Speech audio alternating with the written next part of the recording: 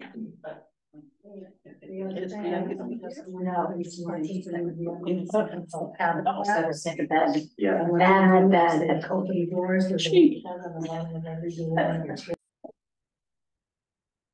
I'm gonna get the songs. Good heavens. Where are the TV? On the back table. Oh yeah, I'm sure.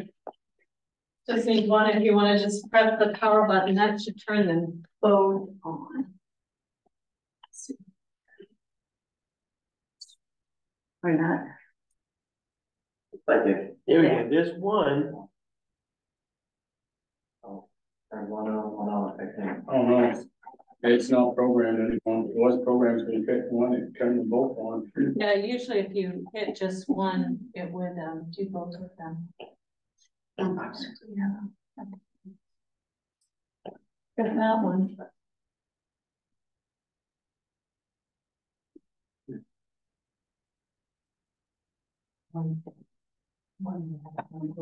There we go. Oh, I had it. There we go. Oh, did I turn this on? What's that? Here we go.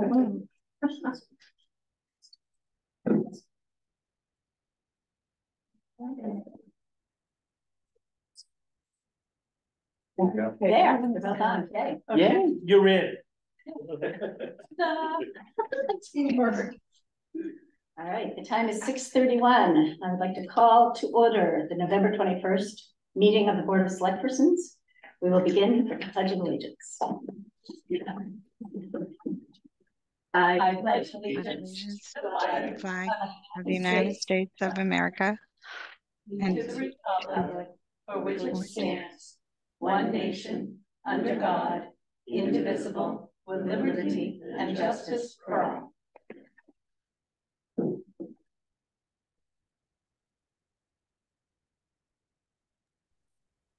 Okay.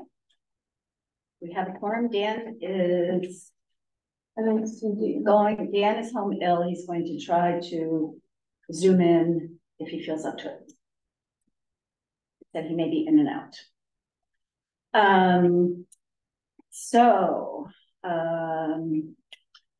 I move that we open tonight's meeting. Second. All in favor? Yes. Yes. Okay.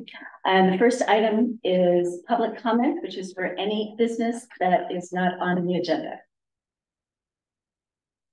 Okay, let's let our guest go. Yes. I'll be quick. Okay. Because I have a meeting at 7. I was just saying how, I should come to these meetings more often, but now I have to leave because I have a meeting at 7. Okay, and if you identify yourself. I'm Bonnie Salmons. I live in North Belgrade.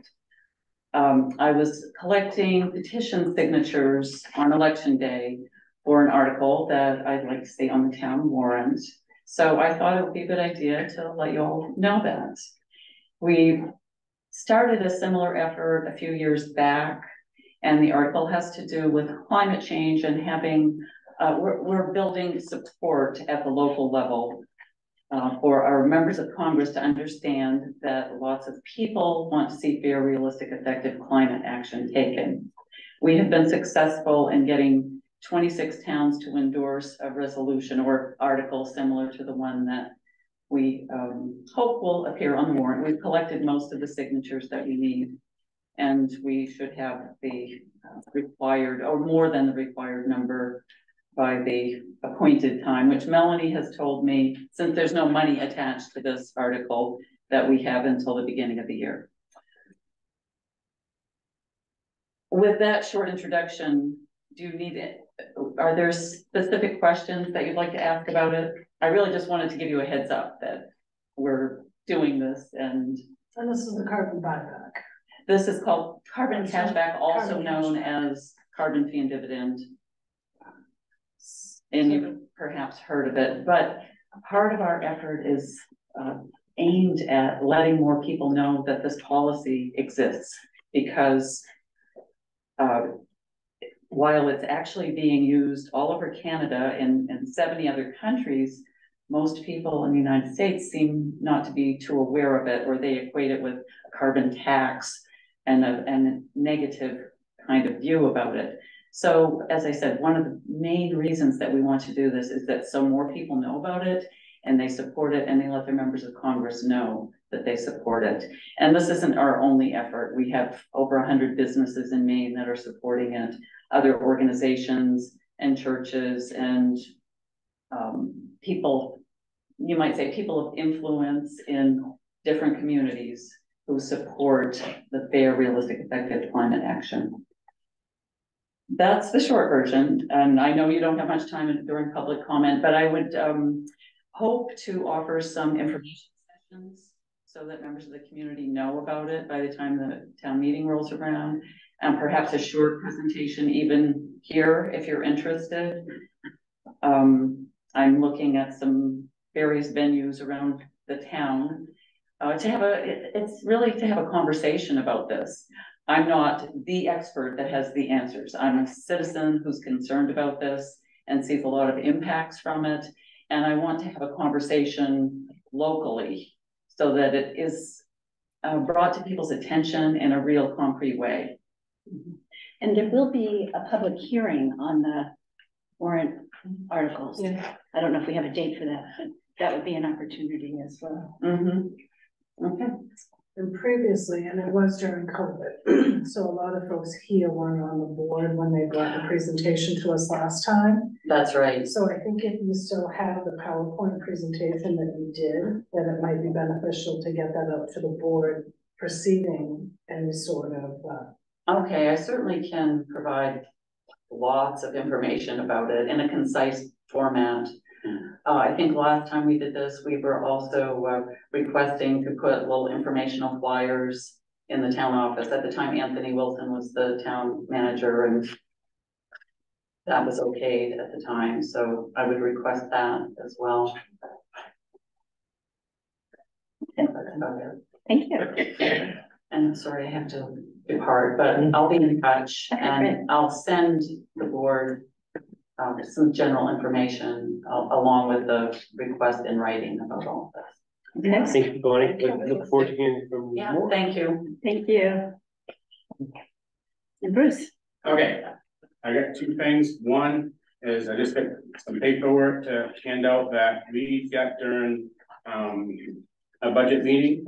I don't want to get into too much detail because you guys are going to be dealing with it in another part of a meeting or another meeting, an executive. This may have been what kind of started the ball rolling on the situation that the five and Lorna knows about, not to get into detail in public forum, but so this is a sheet of everybody's pay that was handed out to the budget committee. I don't think you have it. I'm working on a 5-year wage history for our next meeting. And it, I think what brought up most of the question, I kind of stretched it out, I kind of threw that in myself, but was that number there? I don't want to say stuff out loud. Right. Okay. Okay, well, I mean, this is public session, so Right. anybody can get the Right, information. yeah, So. yeah. So I just wanted Yeah, this, okay. for you guys to have this part of it being in public, but from here on out, Okay. you guys handle it, or Okay. it's just information so you know where maybe things have got going. And the other thing I got on public is kind of just a question, or a clarification. I thought we did a forever article in June on contracts, where we can go into extended contracts.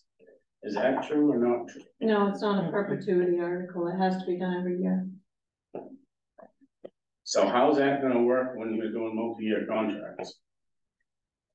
I guess that's a question I got for you, because I'm in a multi-year contract with my company.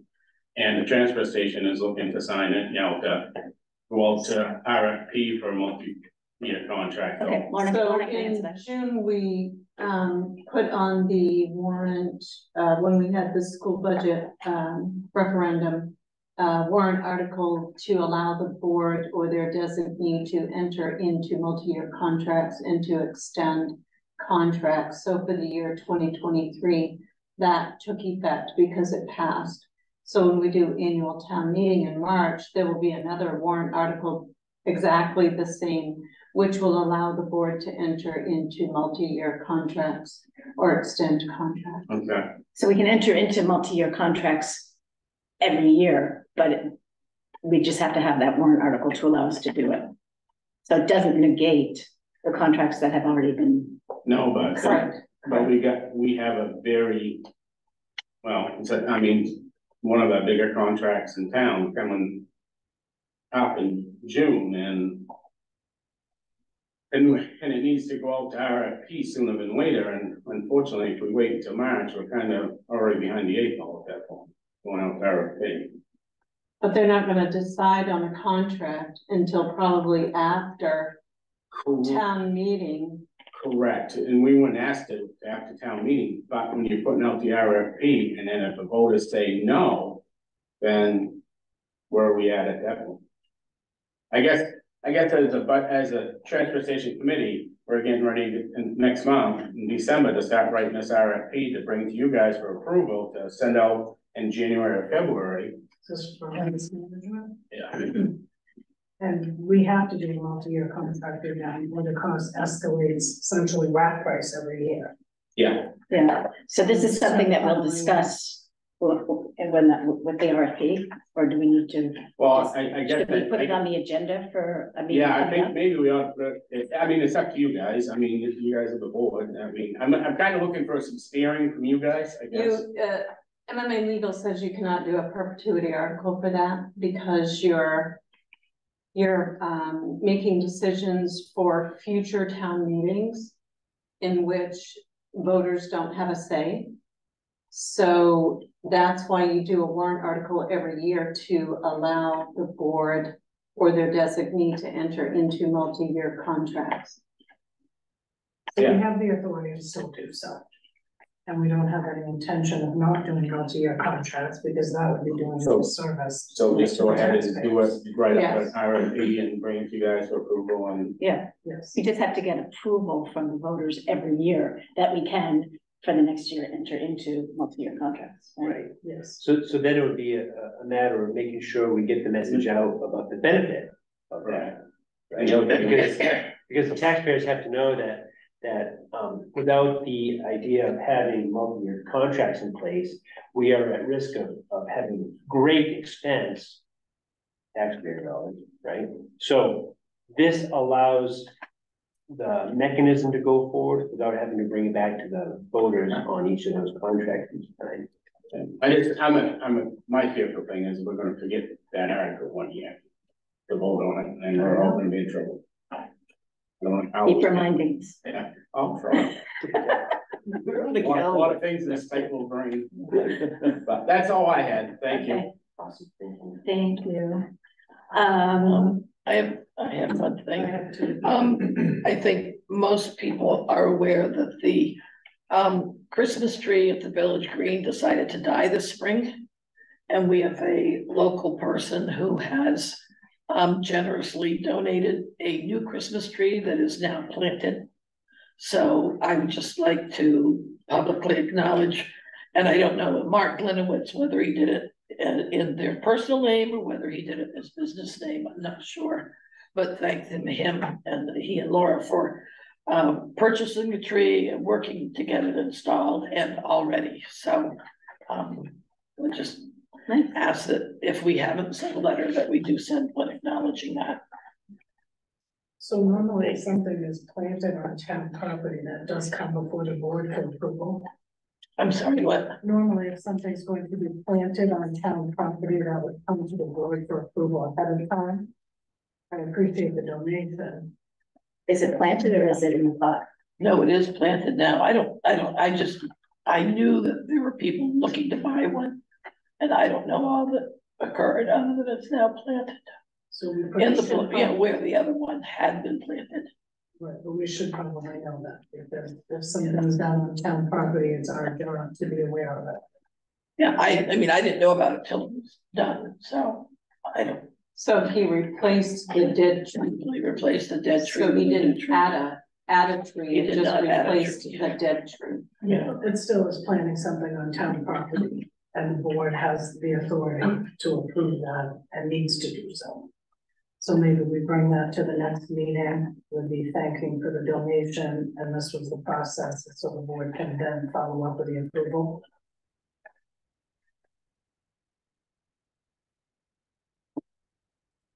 And then I had two things. I happened to be on our website today and I noticed Peter is still not listed. So if we can get Peter's name listed in the blank space on the website. And also our meeting time is not noted on the website that we actually hold an in-person meeting. It only says we do it via Zoom. So if we can tidy those up on the website. That would be so. I had all of you on. Yeah, it's disappeared again. There's just a blank line there and it says March of That's 2025. I know, because we cleaned that up. Yes, we did. Yeah. It was correct. Unless somebody went in. Maybe it's like the meeting owl that had a mind of its own tonight. But thanks for bringing that up, Ellen. Yeah. I don't want Peter to feel left out. Like, Thank you. it's another seat. All right. I see Dan has his hand raised as well. Oh, Yep, Dan, thank you. Dan? Yeah, on that tree that was planted too. Another reason that we need to be informed of it is actually you've got to go through DigSafe. If you're going to dig a hole down there, you've got to go through DigSafe. So somebody could be fined if they hit something. Okay. Even if it's an existing hole. Well, there wasn't an existing hole. The tree was cut down, the hole was gone. The tree was gone. Okay. Anytime you dig a hole in the ground, you got to call DigSafe. It's the law. It is the law. Okay. Maybe they did, I don't know. Well, we do need to know. That's our job. Yeah, Right. 27 big safe. Oh. Okay, thanks, Dan.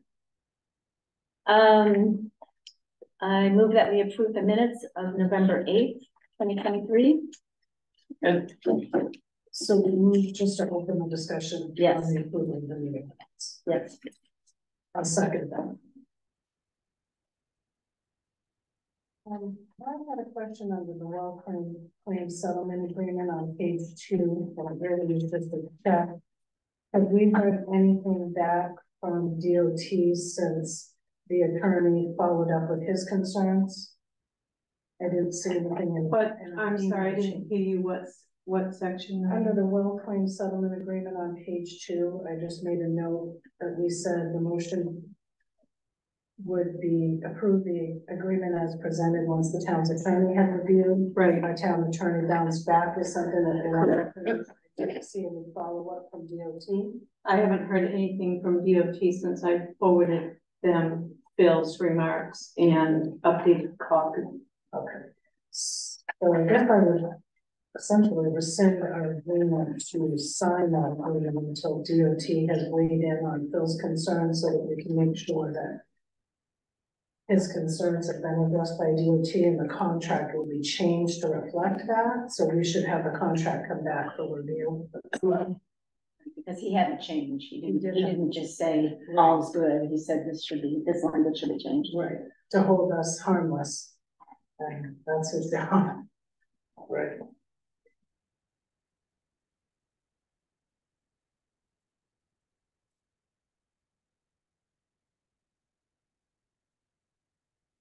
Okay, anything else in the minutes? No, it was just my technical following up with that.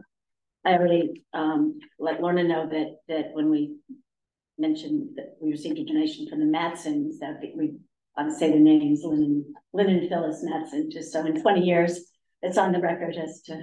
In the amount of the donation there too, it was $3,000, correct? Yes. So we should have that in there as well.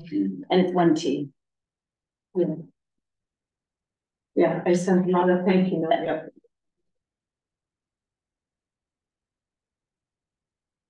Okay, all in favor of accepting the minutes as amended? Oh, wait, do we need to? Yes. Okay, I move that we accept the minutes as amended. Seconded. Okay, Melanie. Yes. Peter. Yes. Carol? Yes. Dan? Yes. And I'll vote yes, so 5 yeses in favor of the minutes as submitted. Okay, I move that we open discussion of appointments and resignations. And tonight we have 2 appointments. Second. Second, thank you.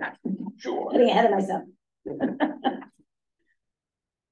So we have Jacob Farmer, who has submitted an application for Board of Parks and Rec. So is there anything you'd like us to know? We have your application and we're delighted that you want to be I on the heard you board. just sitting around waiting to be approved, not doing anything. They're like, all right, you're gonna be here so much, get on the board, dude. Yeah, sure. So Jacob Farmer, I've lived in Belgrade now 9 years, just over 9 years. It has, yeah. Guacamole. My, Oh, really? 2 houses up, yeah. yeah, my dogs tend to go to Melanie's house. Yes. Let us in. Are you building a garage? I am, Yes. yeah, The place looks fantastic. thank you. Jealousy Yep. depends. I am building a garage. So my kids are 6 and 5 now. My daughter's almost 7. When I started to go to school, I joined the KWS for Kenneth Workman Youth Sports Program Board. They needed a coach, and Jamie Dion wanted the support, so I joined that board. And over the last few years, I've noticed just how much help and improvement that we can make by having more people on the board and involved.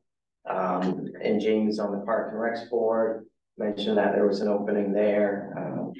You know, and I like community events. I like recreation. I'm, you know, soccer coach, t-ball coach, helping any way I can on that board. And really just want to, you know, have a community that my kids can be proud of, with both the park side, like the town commons, and any other recreation that I can help out with. So really just want to join to help in any way that I can. I enjoy those aspects, and think I can help out. So Super, super. And I wholeheartedly support joining of the Board of Parks and Recreation. Okay, I move that we appoint Jacob Farmer to the Board of Parks and Rec. I'll second. Okay, any further discussion, questions? All in favor, Melanie? Yes. Peter? Yes. Carol? Yes. Dan? Yes. I'll vote yes, so 5 yeses. Thank you very much. And you will have to go to see Mary Vogel, Town Clerk, Yep. to get sworn in. She's on vacation tomorrow, no worries. and we're closed Thursday and Friday. So we'll see you next week. Next week, next Yeah. week, but it's, you'll come down and get sworn in Cool. to be official. Yep, very good. Okay. Thank you. Thank you so much. Thank you for your desire to participate like that. This is real important, really important. So thank you. Especially the rec program is going phenomenal. Yeah, Dan's done a great job. There's a real fire, I think. Thank you for being part of it. So absolutely. Okay. And then we have an appointment, Lorna D. Nichols as Deputy Treasurer. So, And have we had a previous Deputy Treasurer? so I'm gonna say no to that, and I'll give you the reasoning why. We have a deputy treasurer, it's the town clerk. We normally have a treasurer and a deputy. We haven't previously needed to have a secondary one for that. The second part of that is that according to Maine state statute, and I did copy the statute, but I didn't make copies for everybody because it is 20 pages long. But if we're requesting an additional deputy, the request is to come in writing from whoever is requesting that, so the town clerk for a deputy clerk, the treasurer for a deputy treasurer. And the third piece of that is that the municipal board is only allowed to appoint someone to that position if there's an absence in that position. So if the town clerk, if the treasurer would have, then the deputy treasurer would step into that position and oversee it until we had a treasurer, and then the municipal officers could appoint another deputy treasurer. So that's my reasoning for now. And if they're on page 3, if anybody. My reasoning for, bringing it up is Mary is out on vacation this week. If Nick were out or sick, then I would be able to do a warrant. In Buckfield, I served as treasurer. And I wasn't aware that there was a limit on how many deputies you could have for either town clerk or treasurer. I don't know that there's a limit, but it does say if there's 3 or more, then those people could be making decisions on the behalf of the town. And essentially we would have 3 people that could be serving in that one position. So, and the only majority in the town is the select board. So if you follow the Maine state statute, that's the process. And this isn't, we didn't follow it. So is it similar with a deputy clerk? Because we have the clerk and 2 deputy clerks. We have So- 2 deputy clerks every full time. Yeah. So then, and then that's the reasoning, the town clerk had put that in writing. And I'm not sure if the town clerk follows, I didn't go through the town clerk position, I was mainly looking for the treasurer and what that would hold. But the statute's right here if you guys want it. You'll get it as. Absolutely. I just didn't want to make 100 copies. Thank you. Ink is expensive in my country. Well, I'm glad you brought that statute forward. I was not aware of that, so it's good to talk about it.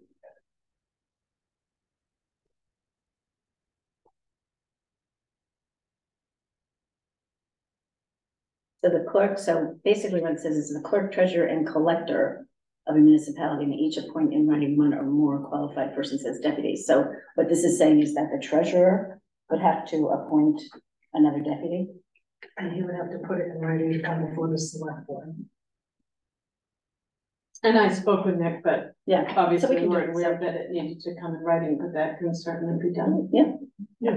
We want Yeah, we to, can do it, so it'll come the right way. Yeah. Right. And if we don't need another one, we've never needed a 3rd one in all these years.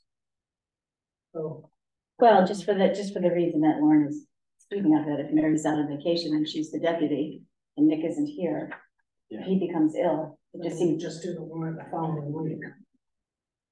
Payroll That's how would it's need done. to be done. That's done every week, BMD is done every week, so it just makes sense that you have someone who could do that in the event, the other 2 are not available. Yeah. We've never run into it where it's been anything. At least not since 2005 when I started this. But if we think it's an issue, then it's something that we could look at.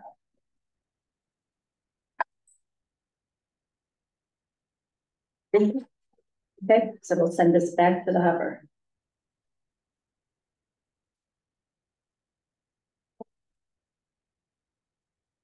And Deanna, thank you for being with us.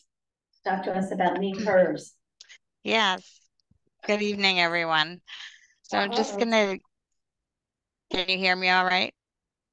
Yes, ma'am. Okay. Yes, just have a chirp Super. on the phone.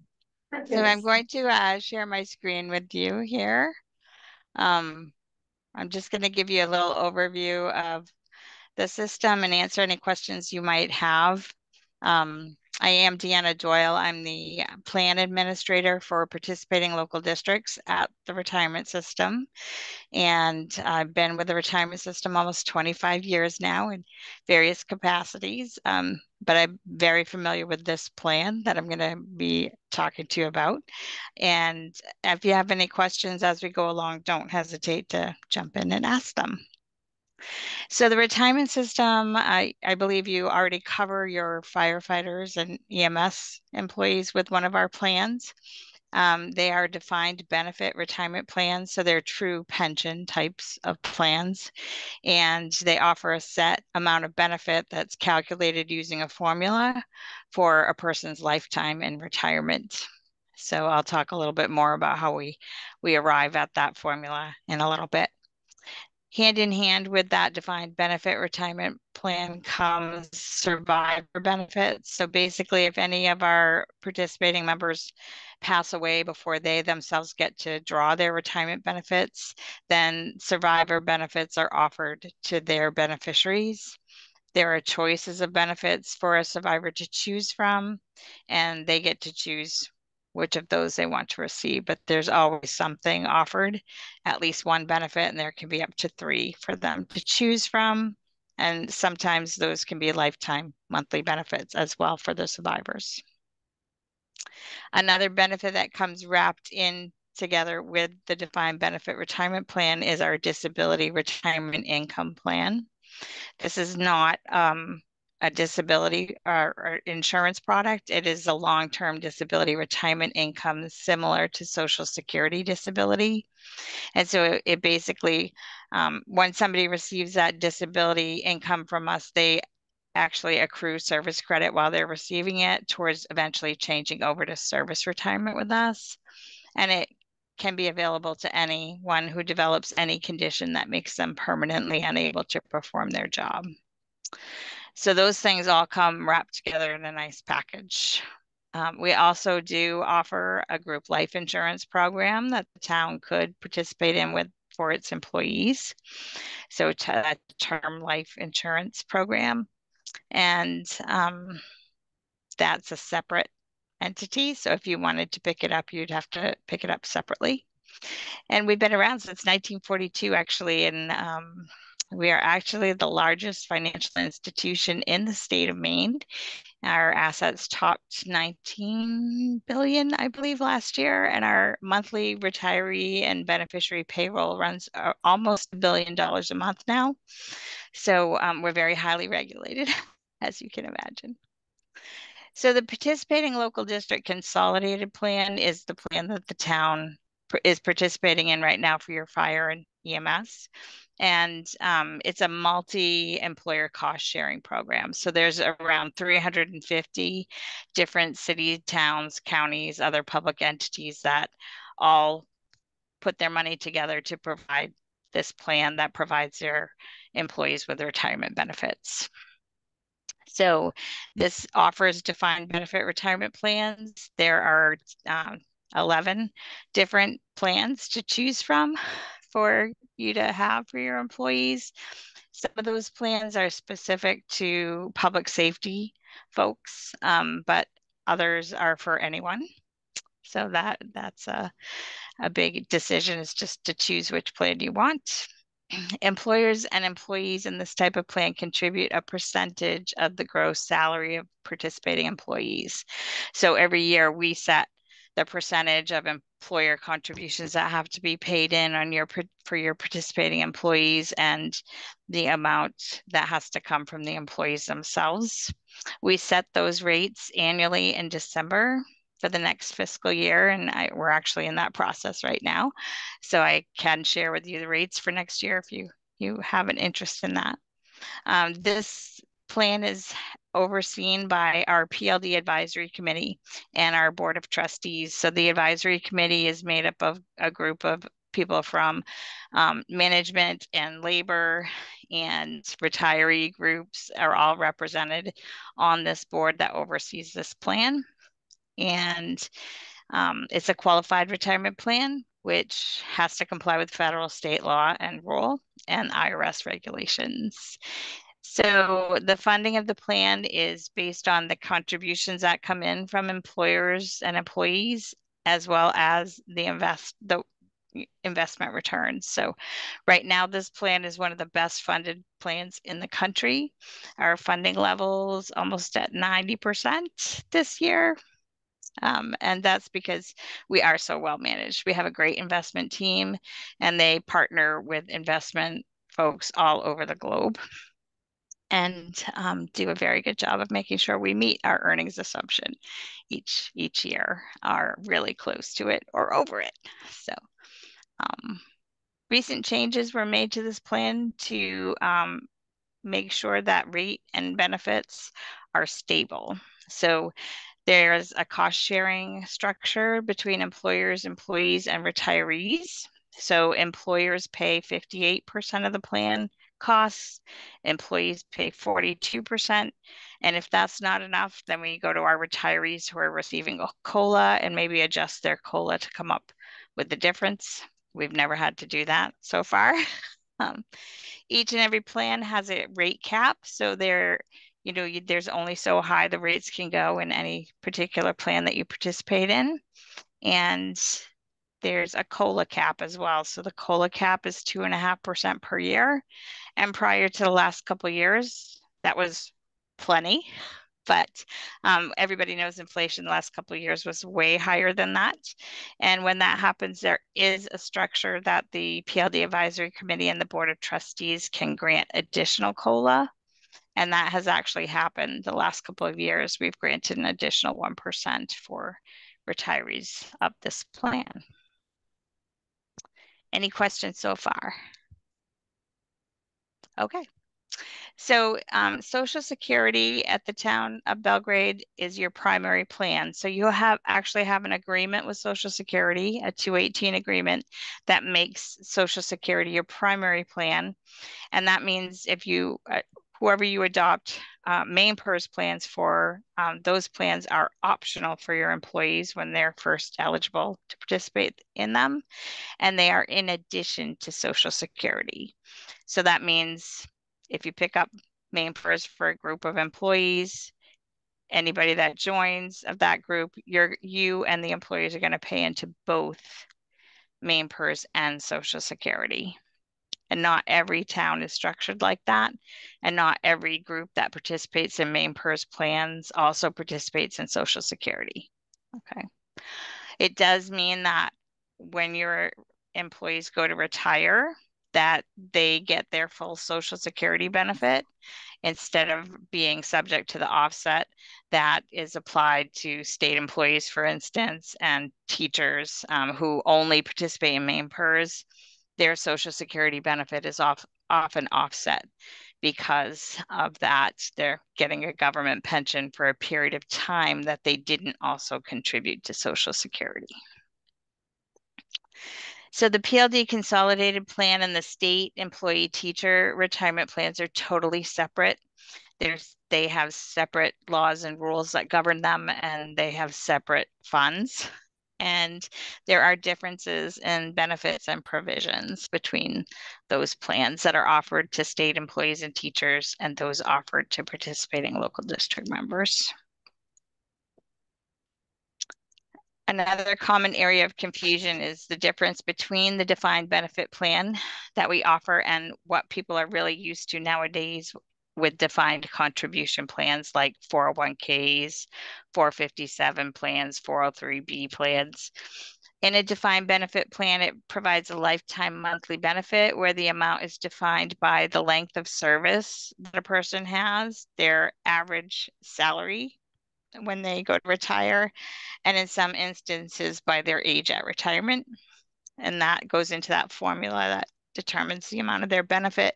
That is lifetime. In a defined contribution plan, the value that somebody gets from that plan is defined by the amount they contribute and how well their investments do, their investment returns. So the risk is borne by the employee in a defined contribution plan, where in a defined benefit plan, it's shared by the employee, the employer, and the retirees in the plan. Any questions about that so far? Okay, so defined benefit retirement plans, there are regular retirement plans, and those have a normal retirement age of either 65 or 60 associated with them. And then there are special retirement plans that provide either the ability for a person to retire at a younger age without a reduction in benefits, and or they provide a higher level of benefits than the regular plan. So your fire and EMS employees have a special retirement plan that actually provides them with both. They can retire younger with no reduction and at a higher level of benefits than somebody that's under a regular retirement plan.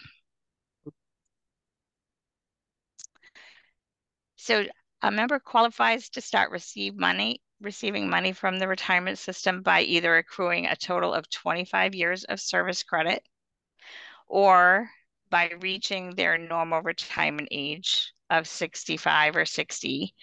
If they work right up until they want to retire at or over normal retirement age, they only have to accrue at least 1 year of service right before retirement to be eligible for a lifetime monthly benefit. It's usually not very big if they only have 1 year of service, but it is possible. And then if a person retires as an inactive member, they had to have been at least vested with at least 5 years of service before they left. And as long as they had the 5 years or more, they could come back at their normal retirement age and begin receiving benefits from us. So it's an either or. They either have to have the 25 years or they have to be normal retirement age. Any question there? Okay. So I believe the plan that you're looking for your general government employees is regular plan AC, we call it. That plan provides a retiree with 2% of their average final compensation, which is the average of their 3 highest years of earnings for each year of service they accrue. So 25 years of service under that plan is the equivalent of 50% of their average compensation. Employees contribute to this plan at different rates depending on what their normal retirement age with us is. So if they have a normal retirement age of 65, they contribute 6.95%. And if it's 60, they contribute 7.7%. Now, what determines somebody's normal retirement age is not the town, right? So it depends on when the person first ever participated in our participating local district plan. If it was before July 1st, 2014, then they have a normal retirement age of 60. And if it was on or after that date, then it's 65. Okay, so you may hire somebody that's never worked for you before, but they worked for somebody else and contributed before July 1st, 2014. So they may have a normal retirement age of 60. All right. The employer contribution rate for this plan currently is 10.2%, and that's based on your participating employees' gross earnings. That employer contribution rate for this plan is actually dropping. Come next July 1st, it's going to be 9.9%. And the employee contribution rates are also dropping slightly. Okay. This plan, yes, yep. So what would the figure be for the employees? Excuse me? Do you have the figure what the employees' contribution rates will be if the employer contribution is down? Yeah, so the employee contribution rate for the 65 is going to drop to 6.75%. And for age 60, it's going to drop to 7.5%. Starting July 1st next year. Thank you. You're welcome. So on this regular plan, yes, sorry, go ahead. July 1st, your fiscal year, because there was mention of the fiscal, making the decision in December. July 1 is the fiscal year. Right, so we set the rates in December for the next fiscal year. So yes, our fiscal year starts July 1st. Yep. Thank you. So under this plan, if a person has 25 years of service, they can retire before 65 or 60, but there is a reduction for them retiring early under this plan. And so that how much of a reduction depends on the true cost to the plan of them retiring early and whether or not they decide to defer receiving their cost of living adjustments until they reach normal retirement age. Under this plan, once a person's eligible to start receiving a cost of living adjustment, they do so annually up to a maximum of 2.5% on a regular basis. And a person's eligible to start receiving the cost of living adjustments the September after they've received 24 months of benefit payments from us. Oh, Yes? Is there a question? no, I was just thinking about what that meant in real life, you know, the September after 2 years. So if you effectively, a Yeah. person hired in say a September, right, they could go 24 months of doing it, and then there'd be the following September, if I'm not mistaken. So effectively it'd be 3 years before that COLA would be seen. Right. So yes, you get a good point there. So if somebody retires effective September 1st, they'll get their first cost of living adjustment in 2 years in that next September, right? But if somebody retired October 1st, November 1st, they could go almost 3 years before they see an adjustment to their benefit. So you can imagine we have more popular retirement times because of that. August. Right, August or September 1st are very popular. So this special plan 3C, you have your firefighters and EMS employees. They can retire with 25 years of special plan service, and they get 2/3 of their average final compensation, no matter what age they are when they get there. So they basically accrue 2.67% of their average final compensation per year of that service until they hit the 25 years. If they continue to work after that 25 years, then they accrue an additional 2%. Of that average final compensation for each year over the 25 years. The current employee contribution rate for this plan is 9.3%, and the employer contribution rate is 12.8%. And those are pretty much staying the same come next July. The employee contribution rate is dropping by 0.1% to 9.2%, but the employer rate is remaining the same. They also have the same cost of living adjustment qualification. And folks under a special plan that don't meet the requirements to retire under the special plan, it doesn't mean they don't get any benefit from us. It just means that their benefits default to being under the regular retirement plan. It's kind of a fallback for them if they don't meet their 25 years. So this is just a quick, easy example of how we would calculate somebody's average final compensation. We look at their entire earnings history while they contributed, pick out their 3 highest years of earnings, add them together and divide by 3. Very simple. If you are married to a public school teacher, state employee, or you're really good friends with them and you talk retirement with them, they'll argue and say, no, there are limits on the amount of money you can have included in your average final compensation and restrictions. And that's because for their plan, there are earnings limitations for that plan, but there are not for the participating local district plan. Everything they pay on is used in the calculation of their average final compensation for those 3 high years. There's no limit. And this is just an example of how we calculate benefits. And this is kind of a comparison of what a person gets under the regular plan with 27 years of service and what somebody would get under a special plan 3. So in this example, the average is 50,000. They have 27 years of service. Under the regular plan, it's 50,000 times 2% per year times 25 years, and then 50% times 2% per year for 2 years. So it ends up with an annual full benefit of 27,000, and they have to be 65 or 60 to receive that. Under special plan 3, doesn't matter what age they are, they would get 35,375 for those same 27 years.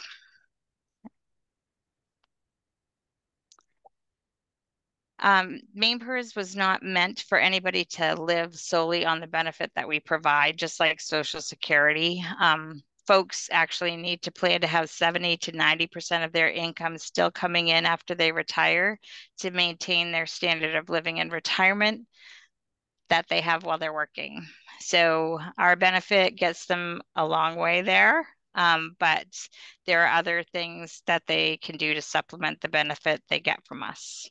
In your case, with your town, they're going to be paying into Social Security and main PERS. If they've done that their whole life, always paid into main Social Security, and now they're just also paying into main PERS, then they're going to get their full Social Security benefit, which can replace as much as 40% of their average income. And we could replace 50%, and I can put them at the 90% all by itself. It's a sweet deal. Hurts while you're participating because you're paid into both plans, but when you go to retire, you're really set up nicely. Folks can also accrue service credit in excess of 25 years if they're starting with us young. Many do have many more than 25 years of service when they retire. And then, of course, there are also personal retirement savings accounts that people can and should take advantage of as retirement savings vehicles. So we also do offer deferred compensation and defined contribution plans, a 457 or 401A.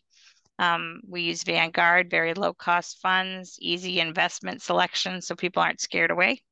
And we take care of all the customer service and help them plan comprehensively for retirement.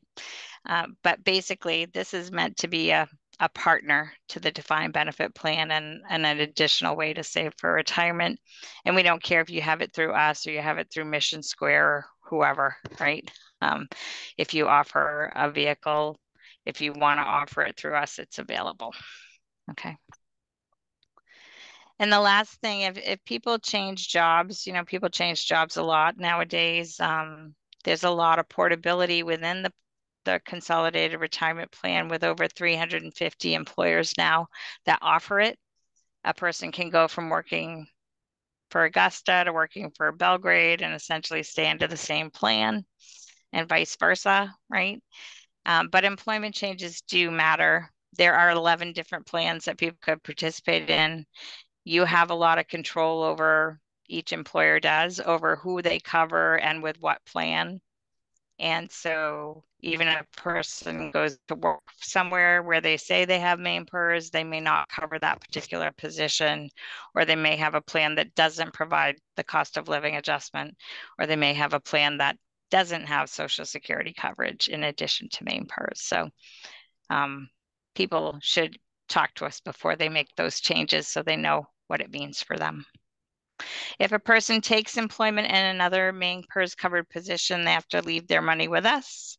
But if they don't and they go to work in the private sector, if they're vested with at least that 5 years of service, they can leave their money with us and draw their benefit once they reach their normal retirement age under the regular plan. Or they can apply for a full refund of the employee contributions plus the interest that employee contributions have earned while they've been with us. So a person, an employee who participates, their contributions go into their own account and they accrue service credit, and they are entitled to do those contributions what they want to. They can use them to fund their lifetime benefit or not.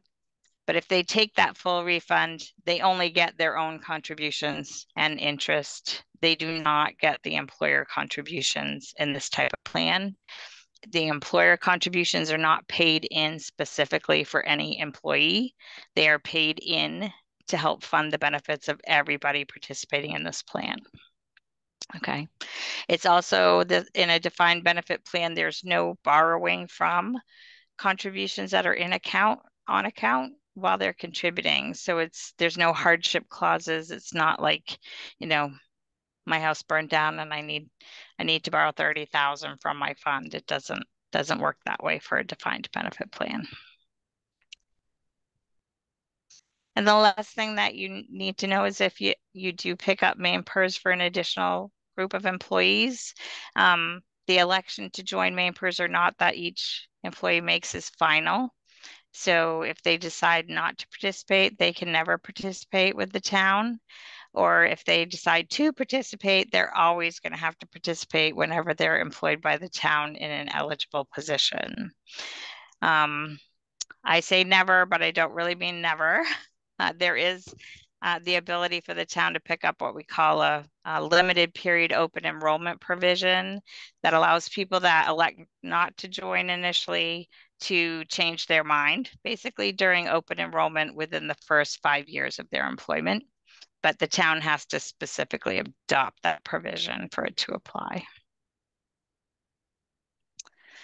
We also offer a lot of resources for our members. So we have an online benefit estimator. People can go in and plug in some information, get an idea of what their annual and monthly benefit might look like.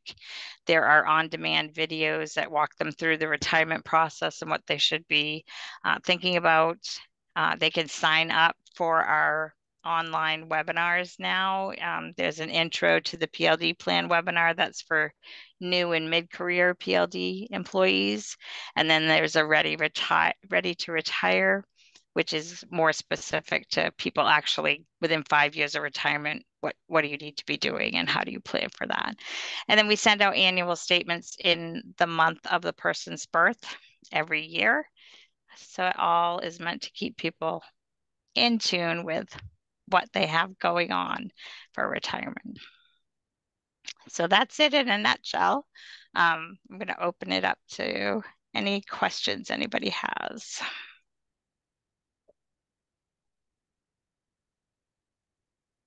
Is there any minimum number of employees that would need to participate for the town to get involved? No. For the defined benefit plan, there's no minimum number of employees that have to participate.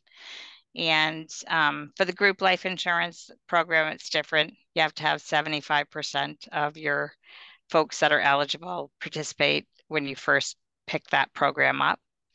And most employers do that by offering to pay the basic group life insurance premium for their employees.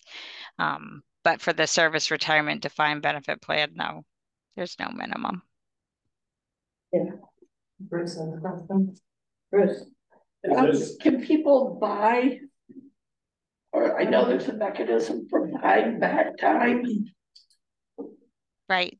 So when you add coverage for a group of employees, the town can allow those employees to purchase credit for time worked for the town before you start covering them. So you can allow those employees to buy credit for that time.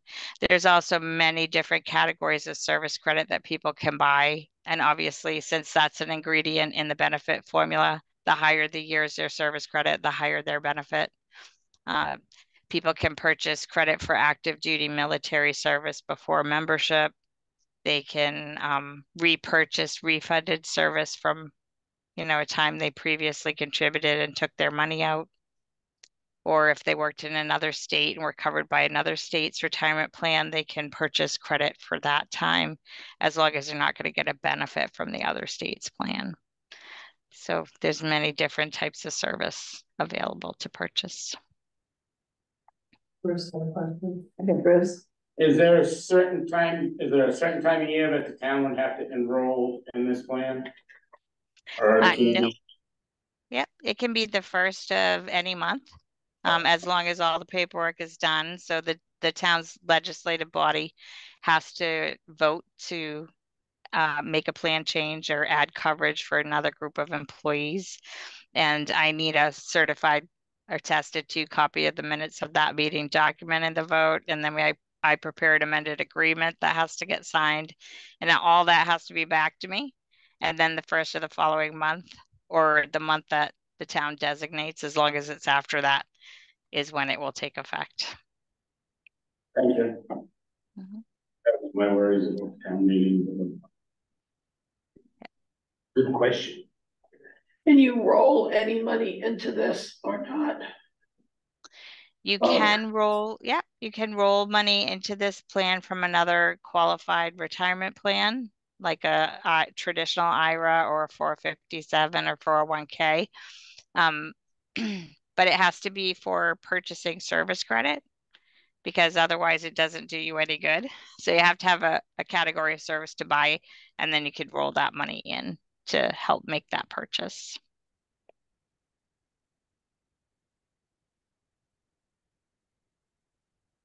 And can Can you do that at any time? Yes. Yep. You could do it anytime during and up until the point you want to retire. If you have a category of service you want to buy, you have right up until you want to retire to purchase it.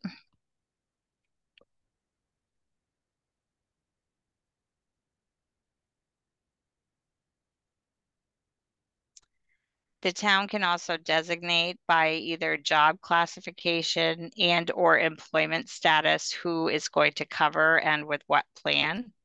So you could say you just want to cover your full-time employees who work whatever. Or you could say we're going to cover all employees that work at least 30 hours a week. We're going to only cover our public works employees with, so you can slice and dice it by job classification and employment status. Do you do part-time as well? Yes. Yep. You can do part-time as long as they work more than 20 hours a week and they're not temporary or seasonal as defined by IRS code.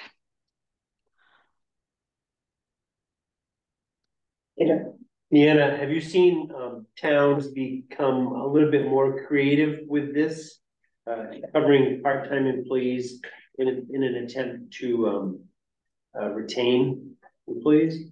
Yes, there's been a lot of activity the last few years in this particular plan. New employers coming on board because they can't recruit because they don't offer the plan and somebody wants it who's coming from somewhere else, or they're part-time employees. They're offering it to try to give them an added benefit and retain them.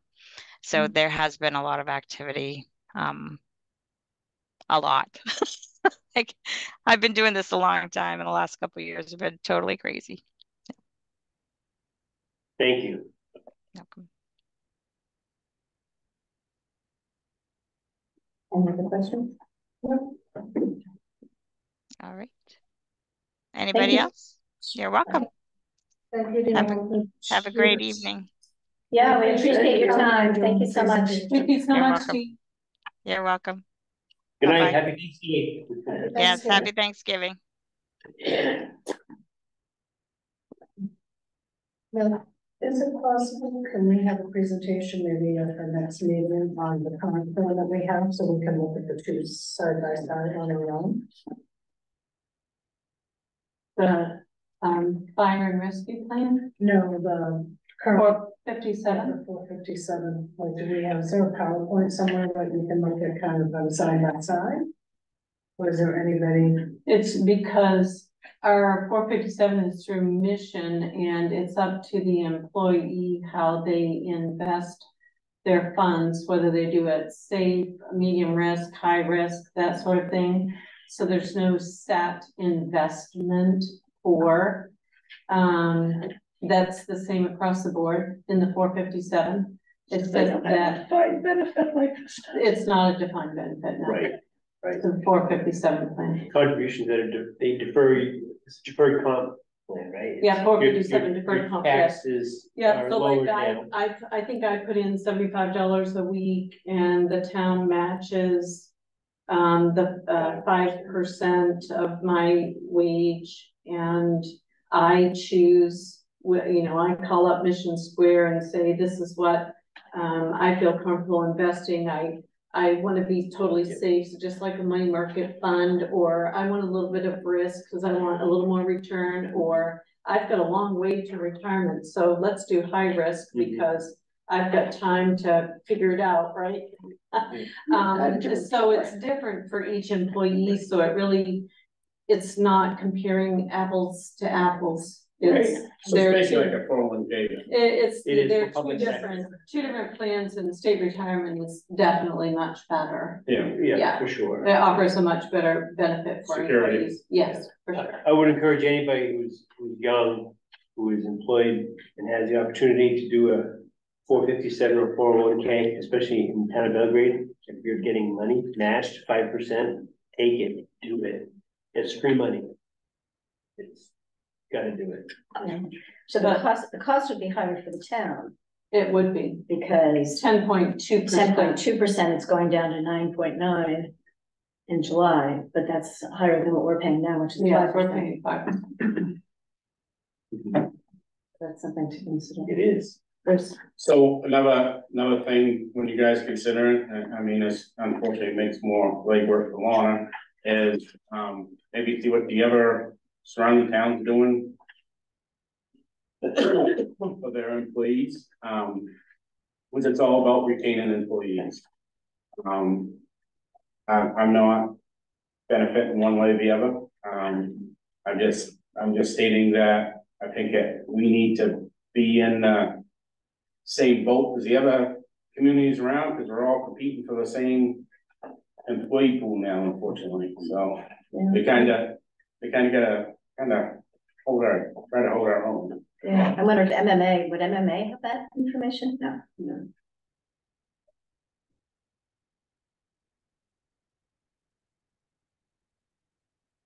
That, I mean, I'm in support.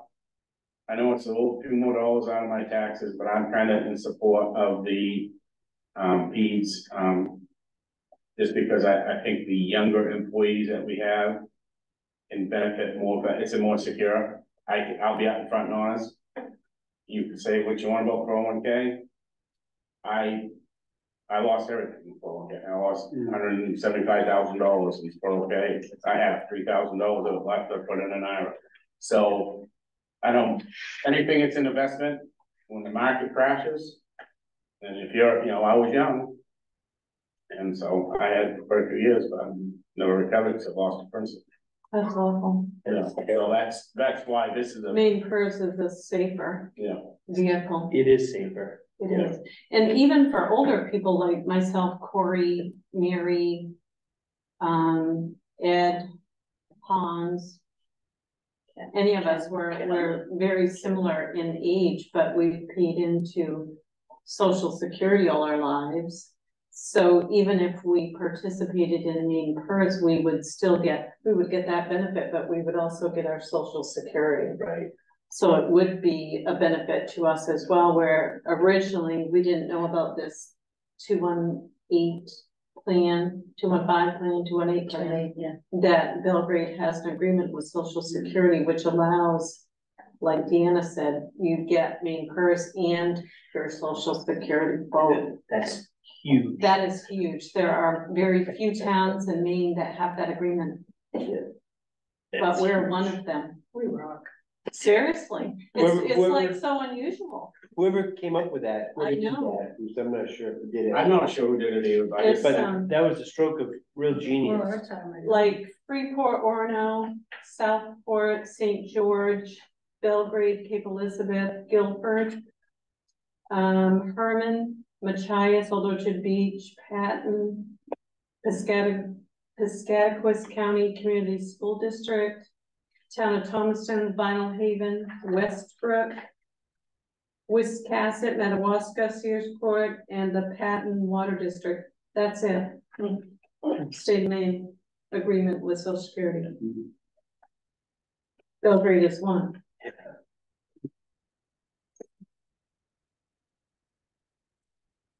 Yeah. So what would be the next step in this? To have a presentation to the employees? I sent out the PowerPoint to all of them and let them know that Deanna was going to do a presentation to the select board in the event they wanted to tune in or be here. But I did send them the PowerPoint so they could look it over, and I let them know if they had any questions to forward those to me, and I would get answers from Deanna. But as Deanna said, we also have some resources available online which explain, it's a video which explains the program, which might be helpful too. Or I could schedule Deanna to do a Zoom presentation. And this will be recorded, so they could watch. Yes, they could watch this. Well. Yeah, because you all asked some good questions. Yeah. I mean, I think it's just, to me, I read this beforehand, but to me, it's just more effective to hear the presentation while looking at it. Yes, agree. And be able to ask questions. Yes. Now, if the employees were to watch this and then have questions, Would they be able to contact Deanna directly? They would probably run them through me. It would be easier on Deanna if I sent her a list of questions and asked her to respond. But I'm sure that she would do a presentation for, employees. Yeah, there's, Do you do a employee meeting monthly with all yeah, the employees? usually after a board meeting, Is there a way that you could? schedule that. Schedule a Zoom Absolutely. meeting with For her department. and all the employees at that monthly meeting? Well, it couldn't be all employees because it's usually a department head meeting. It would be difficult to get all of the employees here in the middle of the day. Because they're busy. Yeah, they're working, yeah.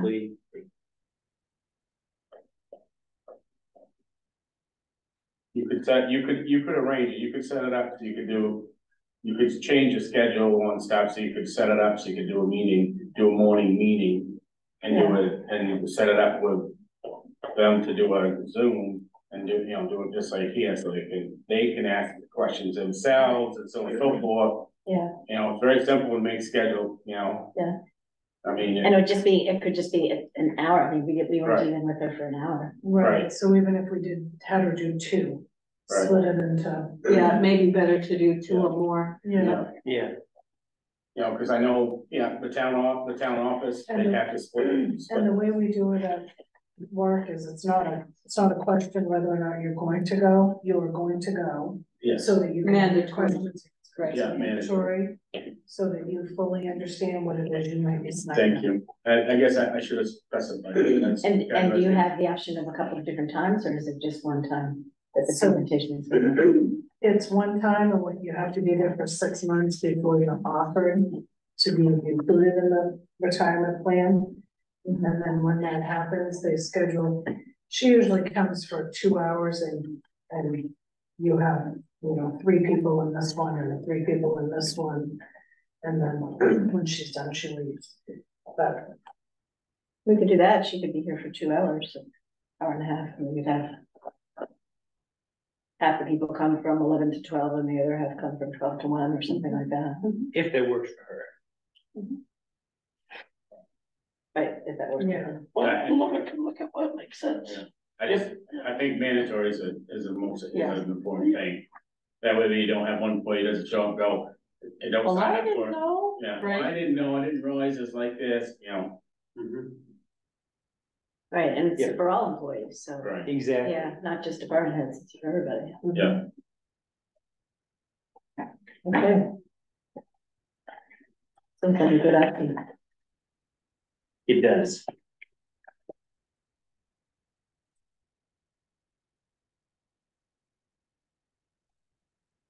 Okay, anything else on the numbers? Move that we open the discussion on the road name change.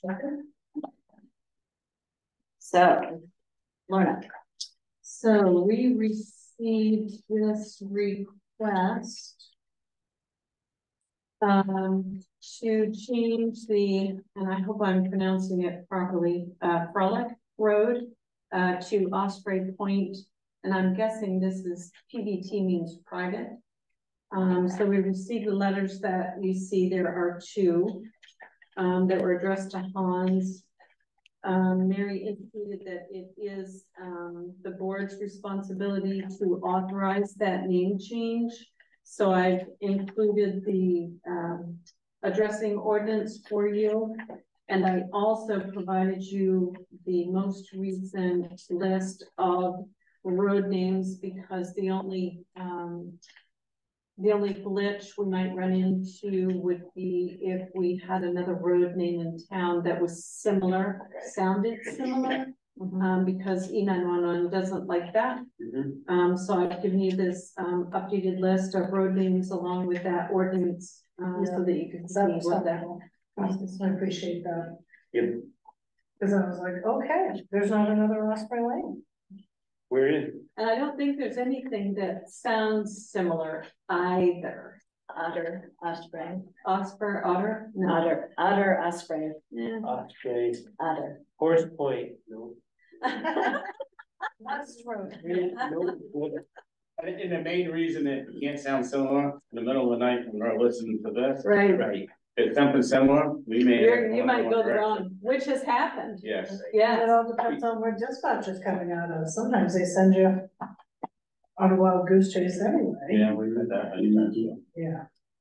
Send you Sharon when it's like calls you Sharon, I get the call. Fine with changing it.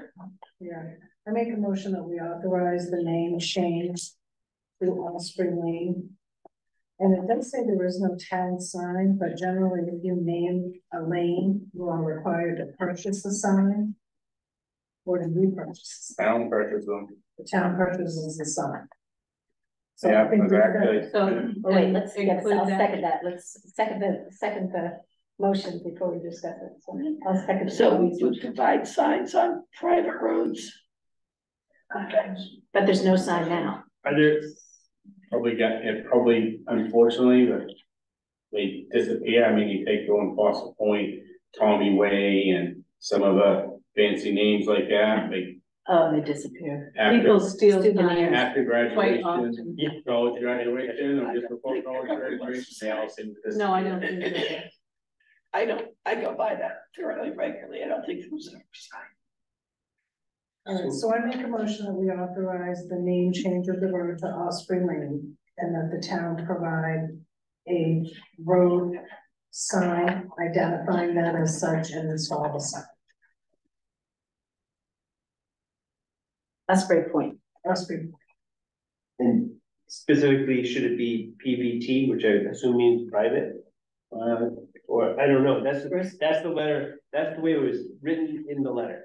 None of the other road names have that on, Yeah. It should just be us. the other day though, it said PVT. not in Belgrade. Yeah, I'm trying to think, maybe that wasn't about good. Yeah, Manchester, Mount Vernon, all in them towns, they have it PVT, but in Belgrade, we never, that's not, I haven't read the ordinance in years, but it's always a plain, plain name. So, I'm sorry, we may have gotten off track, because you motioned and I had a question, I should have waited, I So apologize. we can motion and second and then it's still up for discussion. Did anybody second that motion? So I'll second it. Well, I second the first one, but we did it. Second. Peter seconded this latest motion. Okay. And then we were having the discussion. I was curious about, We should vote the first one down and then start a new motion. Right, because we I had, was we have a saying- motion on the floor that's been seconded. Okay. What did you say, Melanie? I rescind my initial motion. Okay. So is that enough? So then you say I rescind my second. I rescind my second. There we go. Okay. Now we're on the second motion. Which is to change the name to Osprey Point Road and to provide a sign, correct? Yes. And Peter has seconded. I did. Okay. I have a question Go ahead. for Lorna at this point. And this is not to obstruct or at all interrupt this idea, because I think it's valid and going forward is good. It has to do with the amount of work or level of effort at the town side.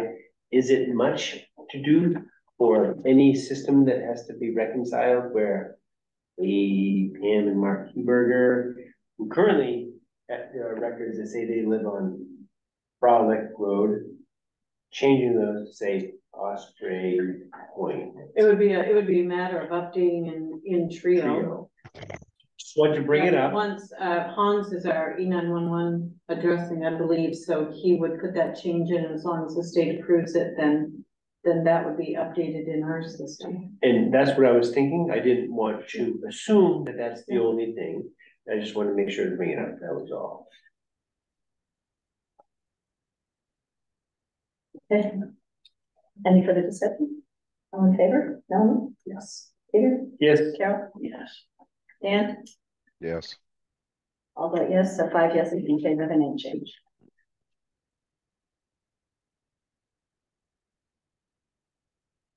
On the road, on the list of Belgrade roads, I saw an X next to Snapper Cove Road. What does the X mean? What is that Cove Road? You got me. I do not know what that means. This is the Okay. list that girls keep out front. I don't remember seeing a map on the snack. I know where it is, it's right by seven, it's, Yeah. by the seven, like, doing. Yeah. Like, doesn't mean it doesn't exist, but it does, so, I don't know. If no one knows, that's fine. No, there's no column header. Does anybody see a column header for that? That Nope. we tell us? I do not know. I can find it out. Okay, yeah, I would be, Just out of curiosity, right? yes. Yeah, because on the first page it says approved road name, off-road location, but there's no heading for that. First column. I have a hunch it Maybe they're means, like, first one's done. I just didn't ever do any others. I have a hunch it means something. Well, we've got one on Langfield, like, So much. next. On Langfield? Yeah. Oh, it does, yeah, you're right. So there's two that have X's. But that's it.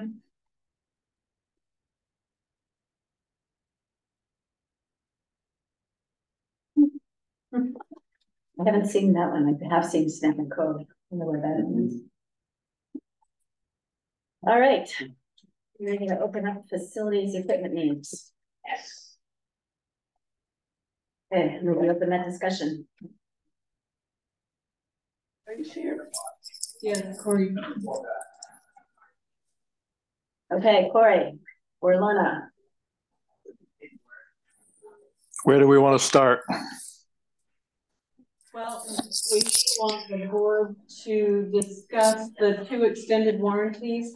I forwarded those out when I got them and I've included them on your tabletop. If either of those you thought were good, you wanted to go with.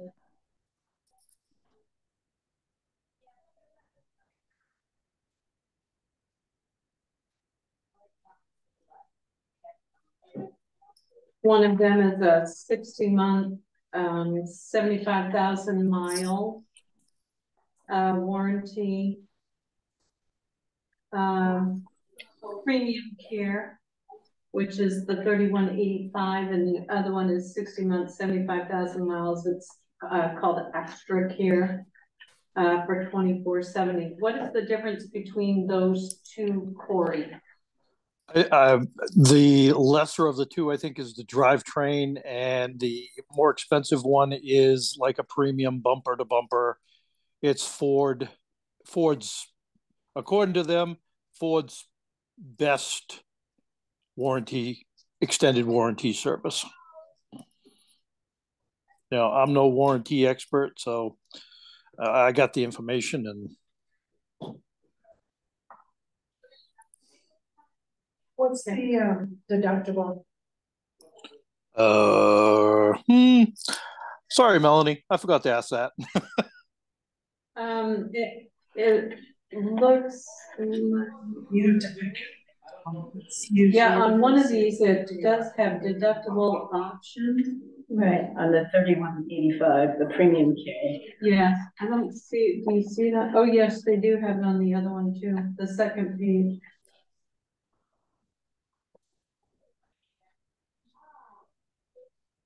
The standard is $100, but optional is the 0, the 50, and the 200.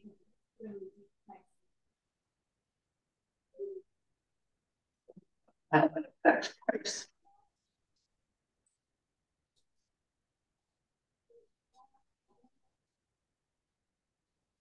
They both have the same deductible. It's $100, but the 50, 20, 200 disappears.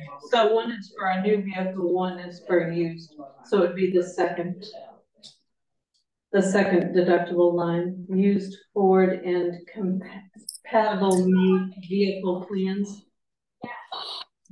Is the second line on those deductible options boxes. The very first line is new Ford and competitive vehicle plans. So that's for a new vehicle. What is disappearance? So, come here. How are you doing? You don't have it.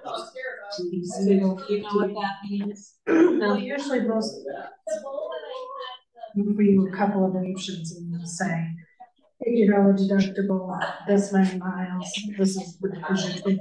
So usually I Corey? Yes. Can you mute your speaker when you're not talking? Thank you. So, but it looks like, well, I mean, and I'm assuming that they're taking away the lesser deductible and they're going to a straight $100. Oh, that those options are disappearing. That those Yeah, that's options what I are thought, but I'd never disappearing. seen them before. So. I never have either. So my GM extended warranties I have on all three of mine, it's $100 deductible. Okay, So, but it's right through both. that of must them. be just a standard, Yeah. Yeah, so we should plan on $100 deductible, it looks like. which isn't bad. $100 deductible. I mean, my question would be, do you save any significant money with two? Well, if you lose the transmission, instead of it costing you between $4 and $7 to replace it, that should be. So the only thing on the bumper to bumper, which would be what this last one is, the 3185, is anything. So your powertrain is anything that's lubed, so it's not like oil that you have fluid running through. Bumper to bumper does not cover tires, brakes, things like that. It covers your internal components. Those things we would still be responsible for.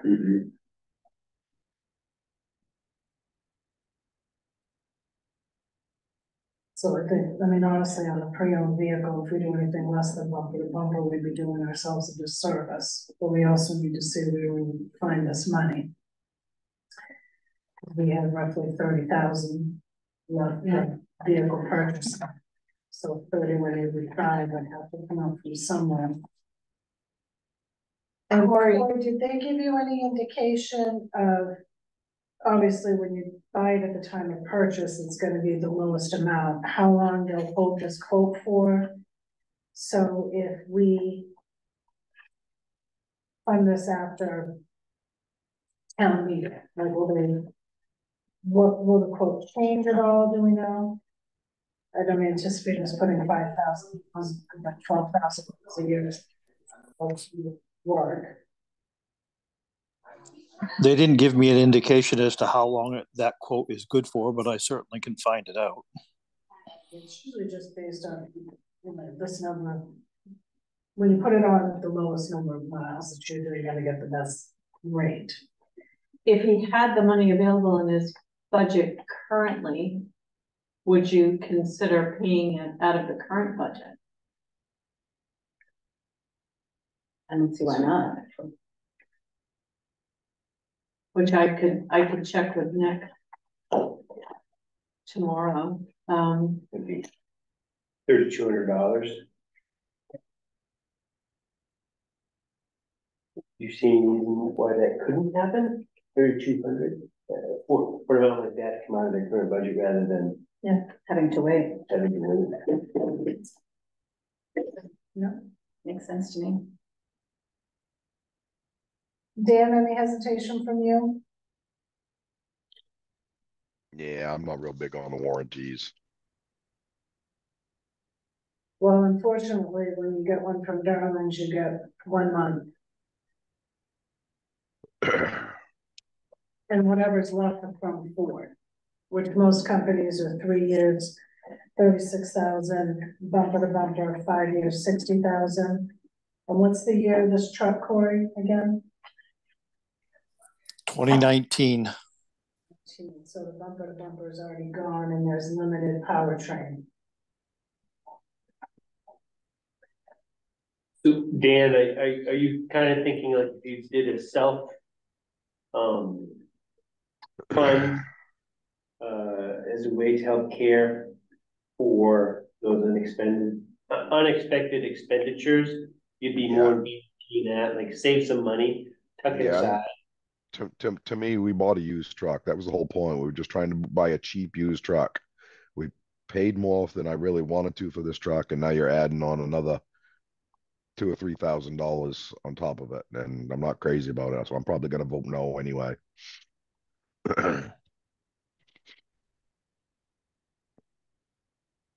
You sound horrible. I feel horrible. Are you drinking some tea or something? No, I'll take a bunch of NyQuil when I get done. You know?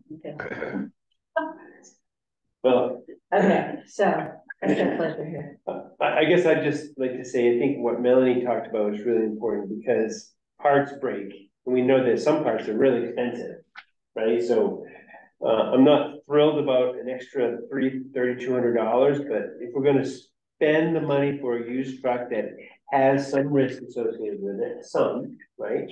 To have a warranty like this, even though it hurts, I think I would be more in favor of doing the 3185 and have it come out of their budget.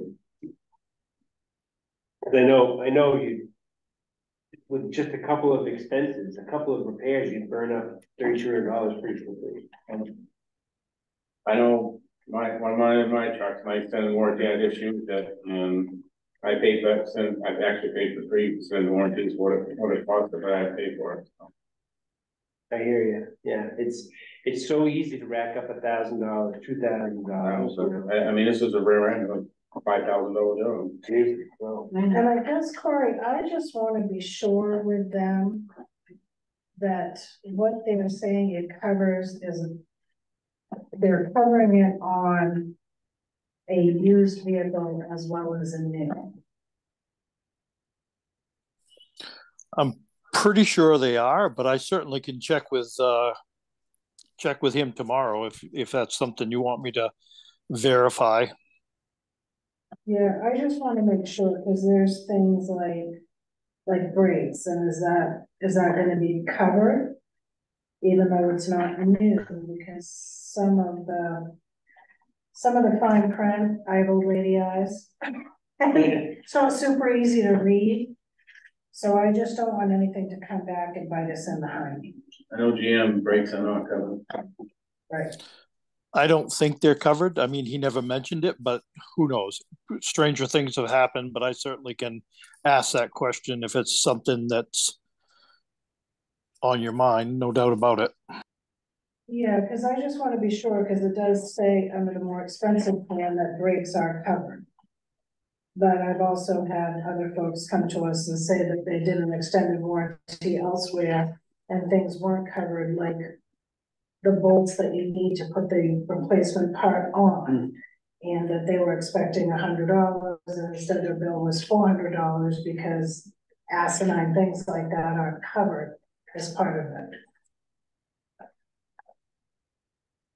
I mean, under the deductible options, it does have the option of new or used. Right. So it seems like, I mean, they don't have an asterisk on any of these things saying not included for used cars. it seems like it's an option. You either, I can't guarantee that's what they mean, but that's what it reads that way. But verifying, I think, would be important. Well, the other thing I'd ask, there are a couple things. One, more expensive one. Pick up and deliver on personal service. First day rental option must be included.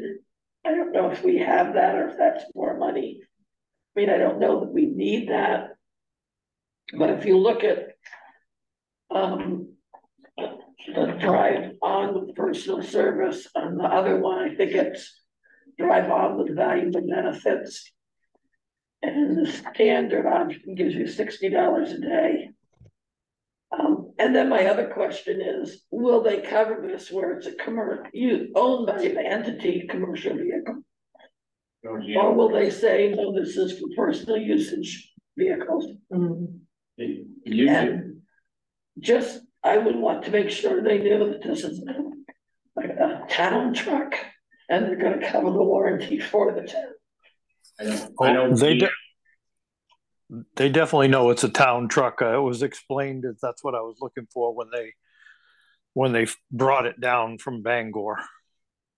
Yeah, but does Ford know? I mean, does the extended warranty know it's quote commercial truck? So I gotcha.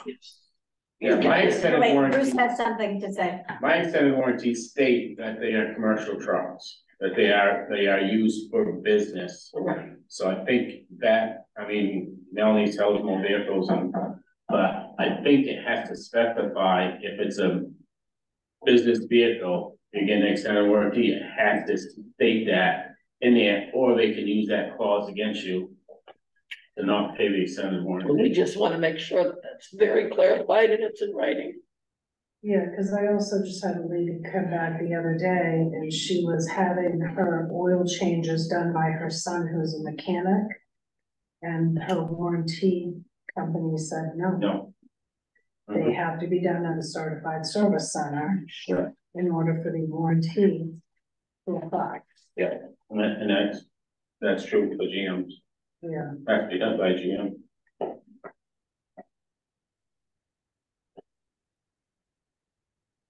We have the information to vote tonight, and we need to get more information. I think we want confirmation. Melanie, would you agree about a couple of things? Yeah, just confirmation that, you know, what we think that we're getting, because we'd be falling under the used for protection. And it would be for vehicles that are outside of the vehicle. The bumper to bumper is gone. So I just want to make sure that, and they're saying this is a partial list, so I just want, if we're gonna cover it, let's make sure we cover it really well, because it is a used vehicle. And we don't know how it was used previously. They were sure to be used super gently down the town beltway.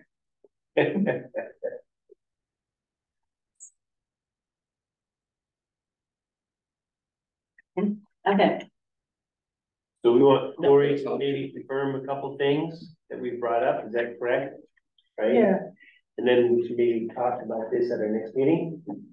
That's possible. yeah, because then I think if we put it onto that agenda, then if we have all the information that we need, I would go personally with the bumper to bumper. So December 5th meeting? Yeah. Okay. Corey, sound like a plan on that part? Sure does. I'll call them tomorrow. okay. And make sure they send it to me in writing. Yeah, just so that we can be sure, you can tell them that we're working hard asses and we're picking it apart, we just want to be sure, because we normally buy new vehicles. We want to be sure whatever we sign up for is they're gonna cover us in any event.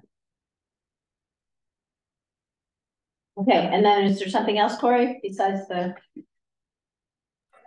Couple things. For one thing, we really need to consider a new sander. I just spent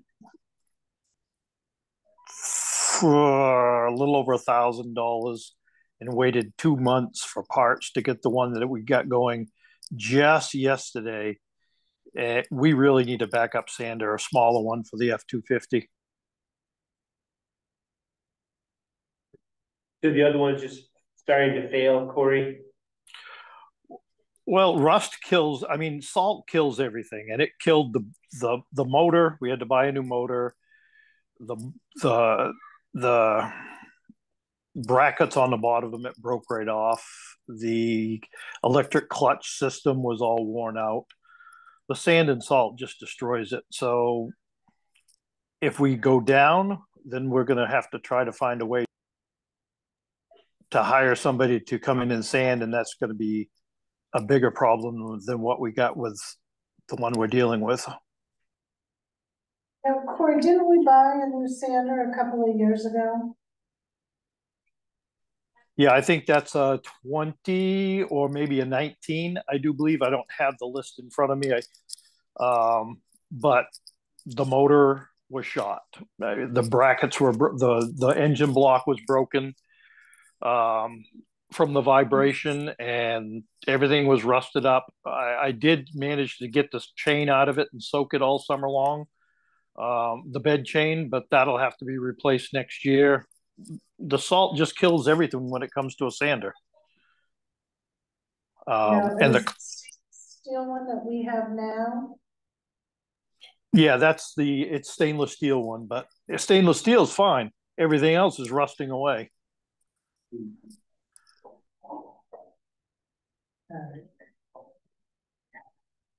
Can you get us some pictures of what it is we're looking at? Like, you know, the sander, the components that are failing, just so I can wrap my brain around that. Because we Yeah, I love mean, this, the stainless is the gold standard. And I know Yeah. it wasn't well maintained that one year transition. Yeah, it definitely wasn't well maintained, but there is only certain components on a sander, whether we go the polycast or whether we go with a stainless steel. The stainless steel is holding up fine, but the motor's aluminum, the bolts, the bed chain, the drive chain, the brakes, the clutch, that's all regular steel stuff. There's no upgrade to that. It is just steel, and rust from salt destroys it. It's nothing that's gonna, you can make it last, but it's not gonna last forever. Unfortunately, it's just the beast of using sanders.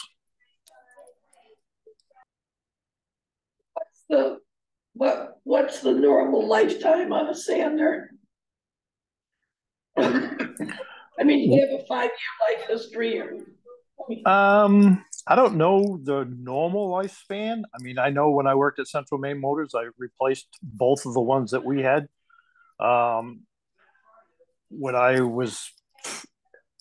had used them 4 years, I think, and I replaced both of them. If we keep it maintained from now on, we're going to get another 5 years out of that sander, probably. Maybe would have to replace some more components, but the main unit, the stainless steel hopper, the stainless steel decking, that's going to be there, but there's no way around replacing parts on it. It's just not, it's not going to happen. Yeah. Understandable.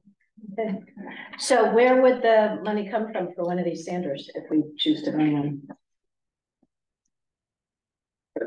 From the facilities budget from this year? I believe he has money in his current budget. What's the cost of a sander? Right here. Right here. Oh, I'm sorry. Corey, if we've got the parts now to fix the sander that we have. So Yes, I got it. We got it running yesterday. Okay, so we could get through this year and put a sander in the budget for next year? It's possible. There's nothing to say that we should not be, as a town, relying on one sander. It is not good business practice, because parts, like I said, I waited 2 months for the parts for the sander. And I got them in time to get them fixed, and I had to get Doug in there to help me get it put back together. It's not a matter of whether this one's gonna, if something happens to it again, and those are just, 10 horsepower Kohler engines or Briggs and Stratton's engines. If we lose an engine, then you're going to be waiting again. Or if we blow a clutch out of it, things happen. Right now it's running, but nothing says in 3 months it's not going to break again. And if it breaks, then we're going to be without a sander. We should have 2 sanders. Okay. Yeah. And the one you're proposing would go in the new truck? No, it would go in the F-250, the one that we have existing right now. Okay.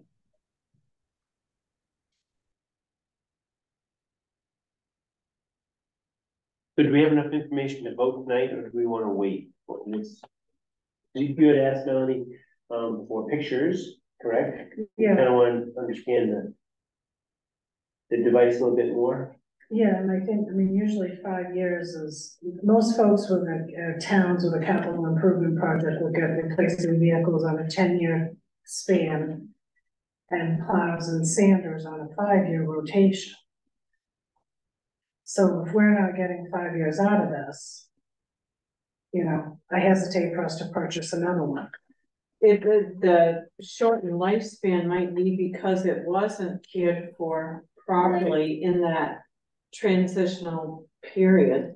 And Corey, if you've finally gotten the parts and you were able to work on that yesterday and get it going, because we're supposed to have a storm tonight and you're figuring you're going to need it, then you probably are not able to take pictures of damaged parts if you've already replaced those to get it running. Yeah, they're gone. They're gone into the junk pile.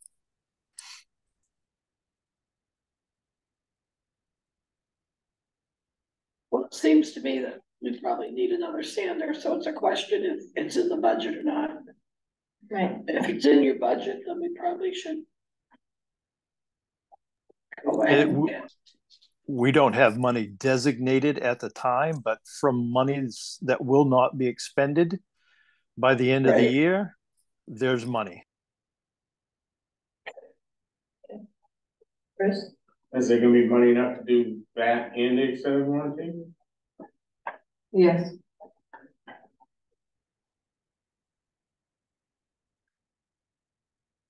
So going forward, I think probably to properly, to be prepared for properly budgeting, I think to Melanie's point, building it into a cycle would be appropriate. And maybe just hearing about the processes, Corey, to properly maintain both of these might help provide some assurance. Because now that you're in charge, it's probably different than the interim period, it sounds like, when some parts Well, were. we only had, you know, it's not a long period of time, we had other people who were capable prior to that. So we did have, it wasn't stored properly that before Corey came, that was it.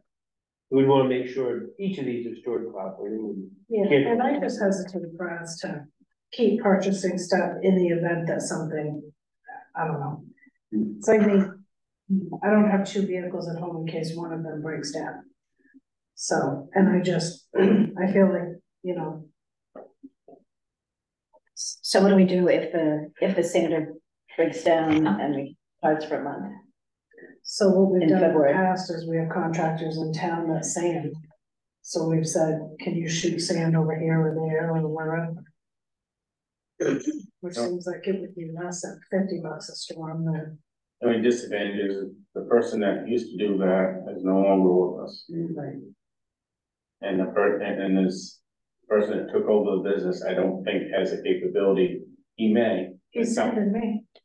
You know, oh, he's saying to me, Oh, yeah, I don't know. He's my sander. Yeah, I just don't know if that's taking more sand, and that'd be, before you make that final decision, I think Okay, you need to Dan. talk to him. Dan? Yeah, at the very least, why don't we think about ordering some spare parts, an extra motor or something? You know, if it costs us $1,000, let's have a few spare parts for some of this stuff.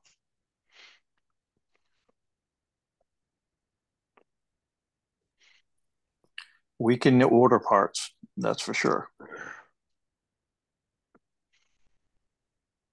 But you're not going to get them for a couple of months, right? Well, now's the time when you can get stuff. Because now, Absolutely now not. it's sander season. Oh, Everybody's inventory is up for that with stuff right now. So Corey, you're saying we could get parts now? And that would be a viable option? I could order parts. When I got them, I have no idea.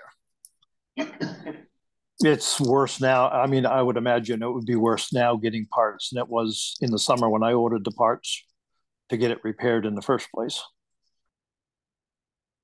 And how do we know what parts are gonna break down? Or is it the same parts that break down every time?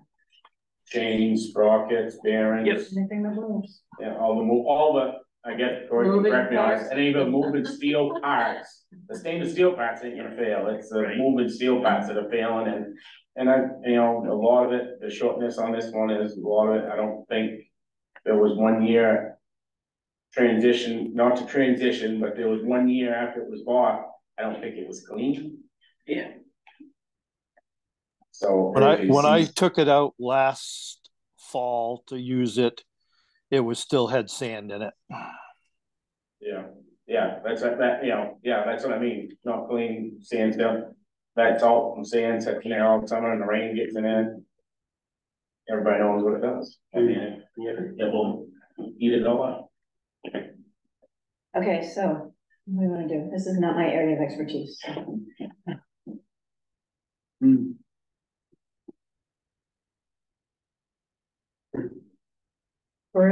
I'll throw something out there, kind of go with Dan, maybe, try to get the spare parts and try to work it possibly into the budget. Once taxpayers make a decision on some of the stuff.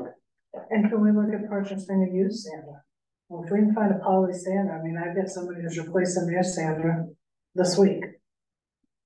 So as soon as I get their new one in, we're taking their sander in trade, so. Because we're a Fisher dealer, we can't sell the used one. But I'd be willing to bet there's other dealers that can.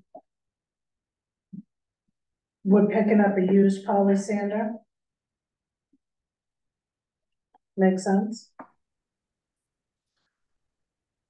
I guess my question is, why are they buying a new sander to replace an old sander if that sander is viable?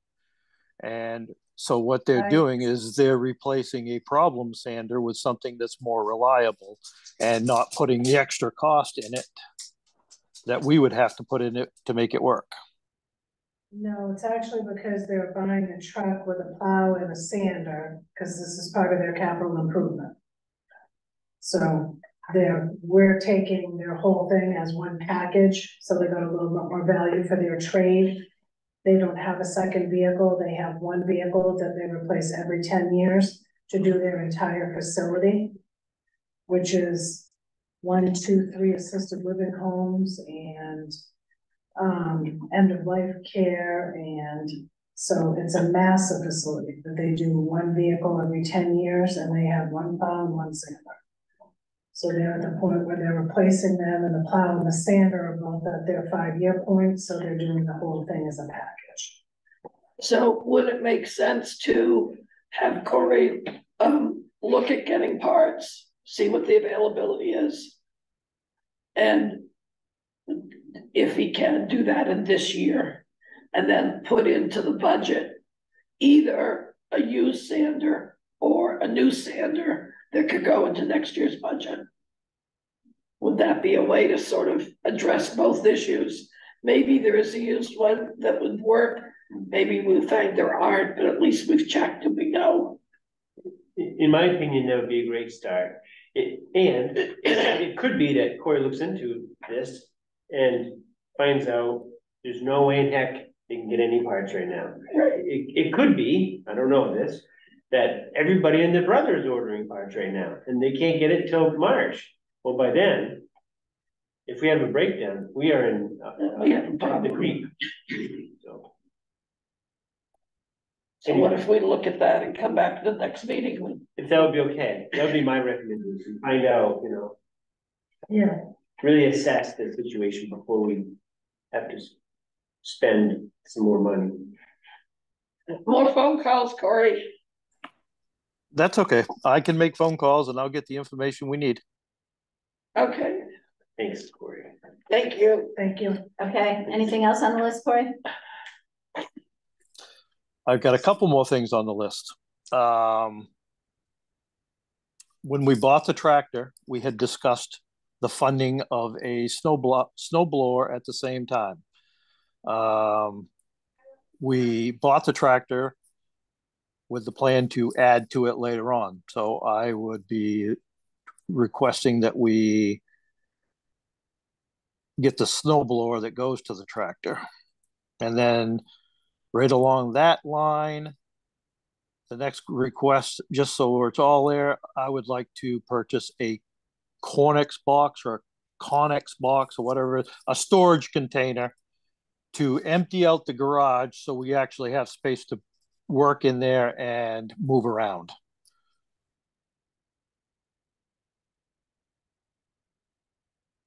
Just the question on snowball, is that a front or rear snowball, Corey? That would be a front mounted snow blower. We bought it with the front mounted PTO with that purpose in mind. Okay, thank you. And what's the cost on that? I've checked 3 different Coyote dealers, and it's right on them. All of them are the same, so it must be a standard across the board. It's an $8,000 thing. Oh. Yeah.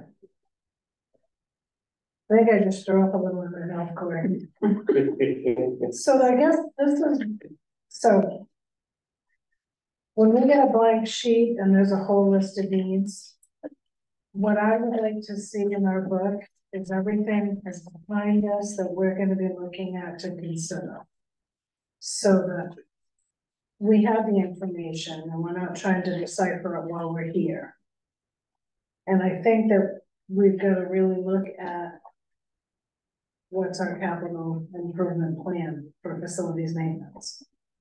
And look at, you know, what can we do each year? Because we can't do it all. We can't do it all in one fell swoop. And I don't want for us to over budget thinking that we have money at the end of the year that then we can use for a bunch of things that we didn't already budget for. So if a snow blower attachment for the tractor is necessary, then we need to know why. And we need to know if it can be built into the budget for the next year, so that we plan for those capital purchases. Because at $8,000 for that, and you know, a good chunk of money for a sander, several $1,000s for some sort of a storage container, we are getting to ka-ching.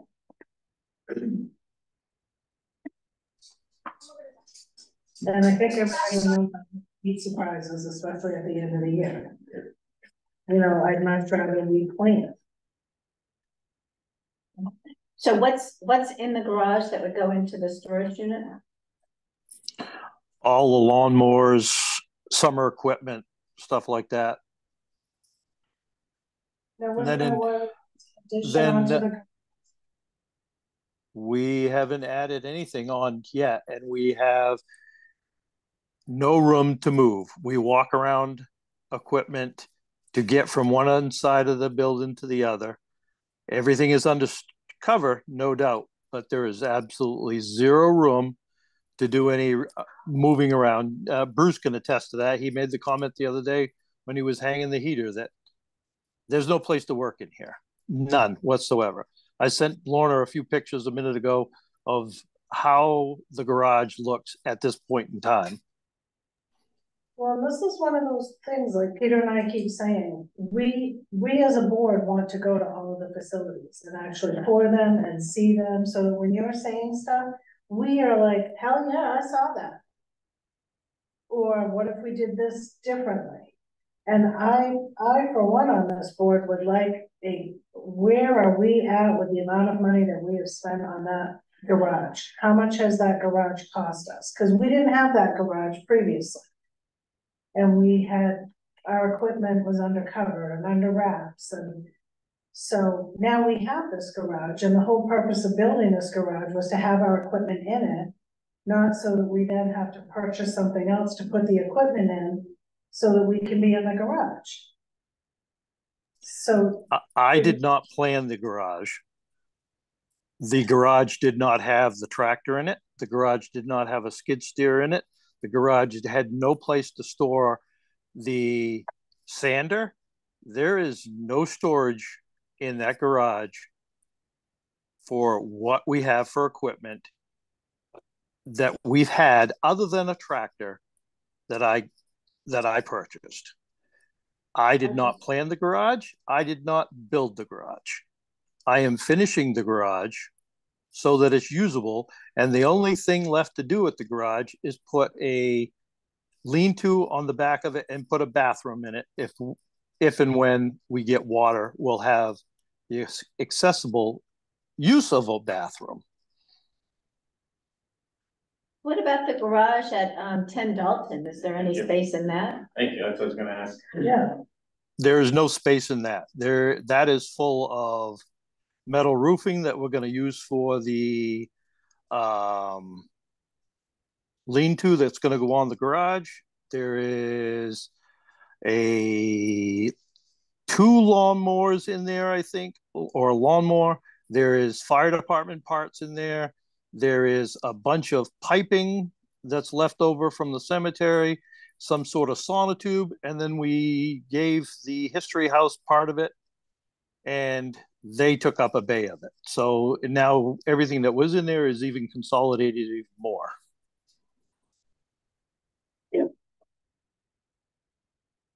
Bruce.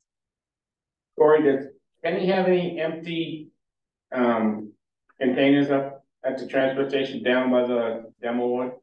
Nope, no, he does not. As a matter of fact, he's using one of his to store some of our equipment into it, but he doesn't have any more room than what we just put in there. Okay, thank you. Well, we see the pictures. I see what you're talking about.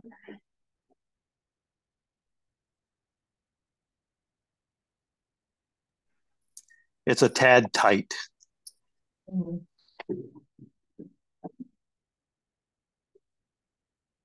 All right, so when can we plan a tour of all the facilities? I'd like to see the garage at 10 Dalton. I'd like to see the house at 10 Dalton. I'd like to see the transfer station and have them walk us through the procedures. I'd like to see the maintenance garage.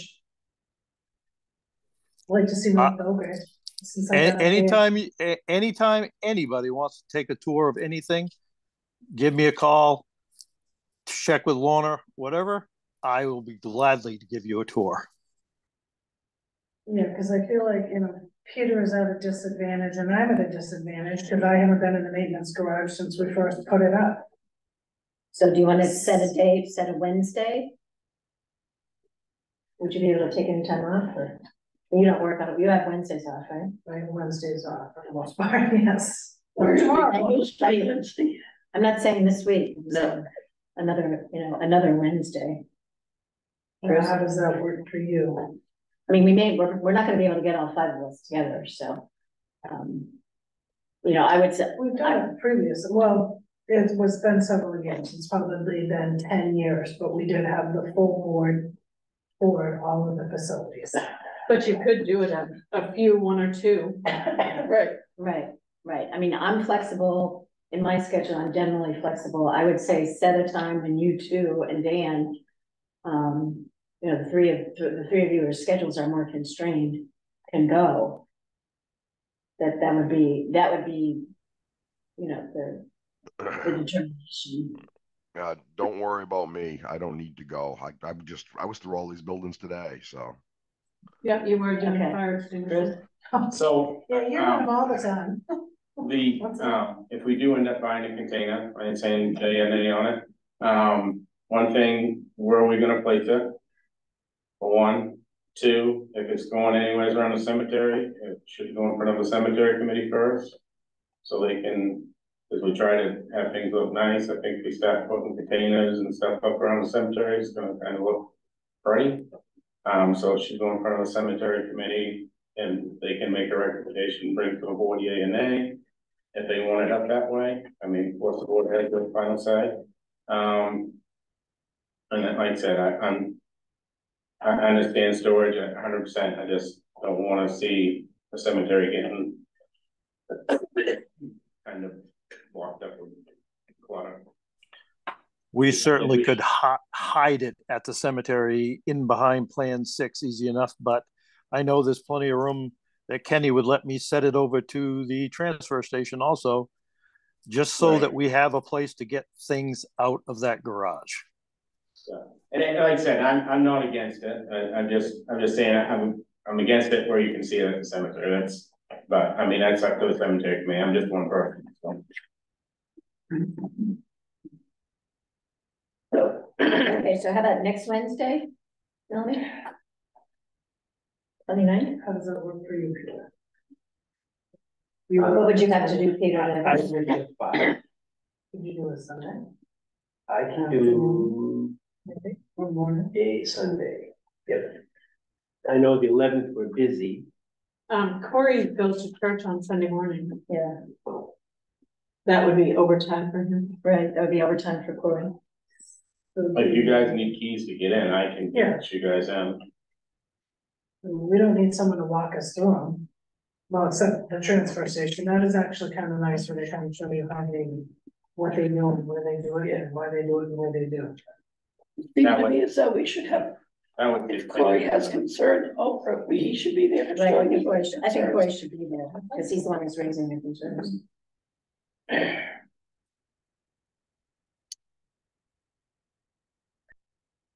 So the Okay, so are we going to take any action on these tonight? If we're not, then No, let's yeah, move on. okay, are we gonna take any action on I'm these? fading.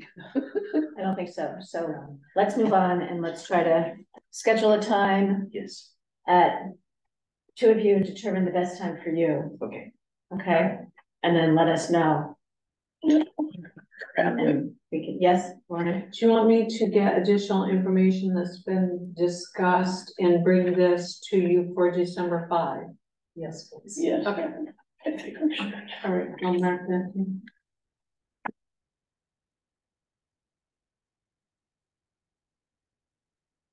Okay, anything else, Corey?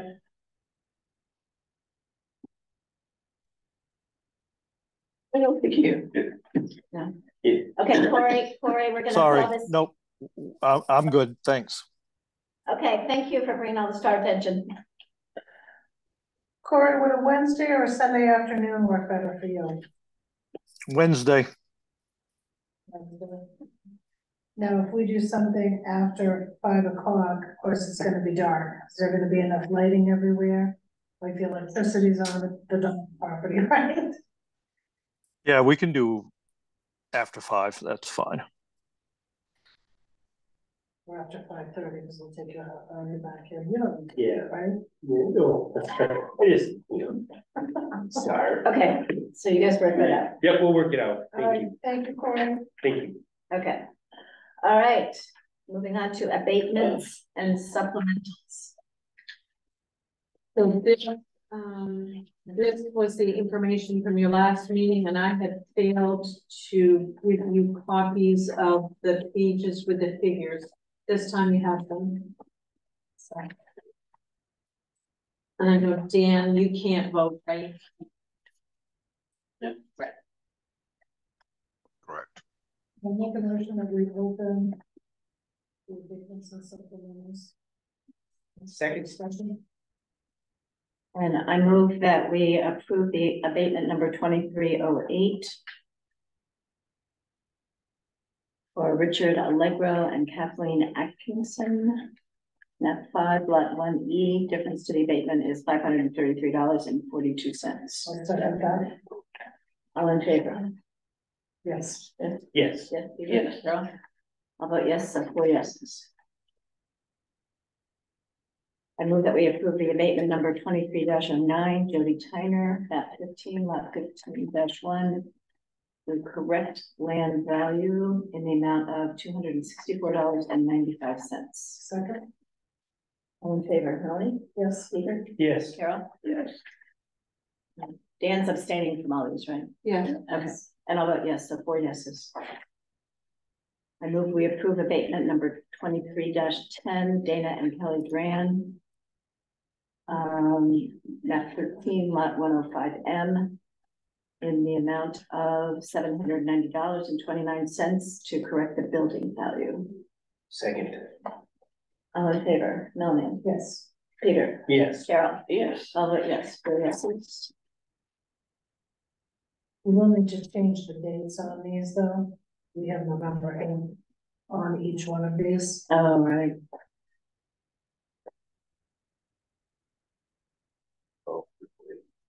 Say approve. Date. But if we, I don't know what we've done in the past, I mean, if we want to put new ones and put them on the counter, we can put them and sign them as we. Sure, as yep, we I'll make a can. note to do that. Okay, I move we approve abatement 2311, D&M Realty Trust, map 15, lot 48-1, to correct the assessment of the land and the amount of $697.21. Second. All in favor? Oh, Yes. Peter? Yes. Yeah. Yes. How about yes, 4 yeses? I move that we approve Abatement 23-12, Belgrade Lakes Realty Group, map 13, lot 71A. And this is to correct ownership of the buildings. And the abatement in the amount of $1,735.41. So I have a question on this one. And maybe no one knows the answer, but this is a large difference between original and revised. Is there any obvious reason why it would be so different? Anybody know? There should be a supplemental, so if we abate because the ownership is not under one person, there should be a corresponding supplemental where the other party is now paying that. And maybe that's what happened here, I don't know. So that's map 13, lot 71, no, that's 71. Map 1371A. Well, but if he, That if must he be that billed one it, though. would that just go on as a regular bill? Jody and Arlene Warren, the abatement is to correct the ownership of a new house. So it should be with something like that, if it's an ownership issue, there's usually an abatement on one side and a supplemental on the other. So they're all off. Oh. I don't see, oh, there, yes, Did you there find is. it? So there's a supplemental 2023-02, Oh, yeah, I see it. that's the supplemental that corresponds to this abatement. Oh, it does. Okay, Yeah. thanks for bringing that in context, because I did not understand how that worked out. Got you. Yeah, because we didn't have the name the first time. Right. It was, no, right, because it's listed in 2 different names. Belgrade Lakes Realty Group, and now it's changed the name to Jody Marley Warren. Well, Belgrade Lakes reason, they're getting the abatement because these folks now own it, so they now have to pay for Right. that. Right, Okay, okay, that helps. so. Did we approve this one? No. Second, okay, all in favor? Yes. Peter? Yes. Carol? Yes. I'll vote yes. Thank you, Melanie, for Thank you. figuring that out. Okay, I move that we approve abatement number 23-13, Joseph and Kathleen Schreck, map 11, lot 16A, to correct the value of the buildings, and the amount of the abatement is $499.41. Second? All in favor? Melanie? Yes. Peter? Yes. Carol? Yes. I'll vote yes, 4 in favor. Abatement number, I move that we approve abatement 2314, Daryl and Jane Barney, map 4, lot 10, to correct the building value. The house is in very poor condition. Difference to the abatement is $64.44. Second? All in favor? Melanie? Yes. Peter? Yes. Carol? Yes. I'll vote yes, 4 yes, 1 abstention. I move we approve abatement 23-15 Maplehurst Farm LLC, map 9, lot 15, to create separate lots at the owner's request. So to be granted to correct the value of the land, this lot was combined with another lot when the owner refiled and regrew up application. So here's one of those. So if we take this amount, 5,971 that we're abating, we are getting it back under separation of the property. Right. So I'll second that. Okay. All in favor? Melanie? Yes. Peter? Yes. Carol? Yes. I'll vote yes, 4 yeses. So now we go to the supplementals, and a lot of this will make sense. I move that we approve the supplemental tax certificate 23-01, Marissa and Brandon Bickford, map 4, lot 14D. The new house was omitted in 2023. So this would be in the amount of $3,427.85. Second that. All in favor? Tom? Yes. Peter? Yes. Carol? Yes. Yes. And then I wanted to point out one more thing, because I know how you love grammar. We have 1, 2, 3, the third line down on every one of these says like omitted from assessment or invalid by reason of irregularity form. I believe that's supposed to be from the April 1, 2023 valuation, but every one of them has the typo. Oh, I see. So when we update our date, we'll fix that. Right, as I just looked down, I'm like, oh yeah, circle, circle, circle. That's just on the supplementals. Just on the supplement. Yeah. But all four of them say the same. Yeah, okay. Okay. Moving along to voting on our reward. I move that we approve the supplemental tax certificate. Number 2302.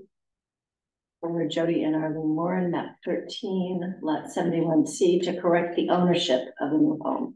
And this is in the amount of $1,735.41. Second. All in favor? Melanie? Yes. Peter? Yes. Carol? Yes. I'll vote yes. One abstention. I move that we approve the supplemental tax certificate and warrant 23-03, Maplehurst Farm LLC, map 9, lot 15E, to create separate lots at the owner's request. And this is in the amount of $2,140.84. Okay. All in favor? No, yes. Peter? Yes. Carol? Yes. I vote yes. And the last one, the supplemental tax certificate and the warrant 23-04, Maplehurst Farm LLC, map 9, lot 15, also to create separate lots at owner's expense in the amount of $3,908.47. All in favor? Melanie? Yes. Peter? Yes. Carol? I vote yes, and 4 yes. And that's it for abatements. Yay.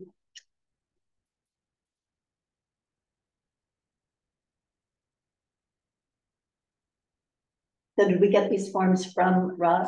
Yes. Oh, I beat him at what, I was thinking I beat him at what illness soon. But now I really will.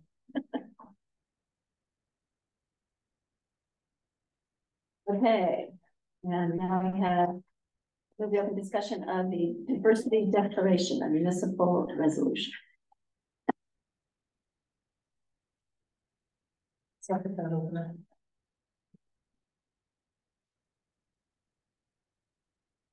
Where did the diversity declaration come from? So this actually came to the town when Anthony was town manager. And apparently a number of other towns have approved the same language. And I forget if there was an organization like Katie Cobb or Central Maine Development Growth Council, Mid-Maine Chamber, that was encouraging towns to approve this as a way of making not just an individual town statement, but making a regional statement that towns in the area support them. Before when Anthony was here. Yeah, he sent it to me right around the time that he was leaving, and I guess just got lost in the shuffle. I can find more information about it. I know that I actually got this from Ella Bowman when she was still at Oakland, because I remembered that's where I was thinking Ellen had. Yeah, that he said he had received it from Ellen, but it wasn't just her initiative. This is a broader initiative, but I'd be happy to get the information if you want to find out a little bit more about it. I know that Fairfield and Oakland at least have signed it. There is a list somewhere of all the, I don't have it, but a list somewhere of all the towns. If we could have it, I think it would be great. I support it wholeheartedly, of course. That's what I say all the time. Yeah. So, I mean, I know the son of my job is, no matter where you're from, we're glad you're here. So. Right.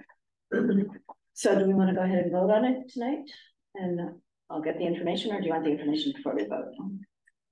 I'm not really getting the information and just saying other towns that have done it and if they've all adopted this exact one, or if there's, you know, any changes that they've done that are reflective of their individual communities, Okay, just so. okay. I'll put that to the next meeting. Agenda pretty well built. But We'll have the agenda pretty I well. know, no room for anything else on the agenda. All right, I open, oh, is there anything under other business? All right, and I move that we open discussion of the warrants. Second that. Okay, Yeah. okay, I move that we approve the AP warrant 131 in the amount of $47,633. Sorry. Any discussion? All in favor? No? Yes. Peter? Yes. Carol? Dan? Yes. And I'll vote yes, 5 yeses. And move we approve the BMV warrant number 132 in the amount of $2,429.57. Second. All in favor? Melanie? Yes. Peter? Yes. Carol? Dan? Yes. Yes. I'll vote yes, 5 yeses. I move that we approve the payroll warrant number 133 in the amount of $20,453.35. Second. Any discussion? Melanie seconded. Oh, Yes. you're too late. All in favor? Yes. Carol, Melanie. I'm just going the same way so I don't get confused. Okay, Melanie, yes. Peter? Yes. Carol? Dan? Yes.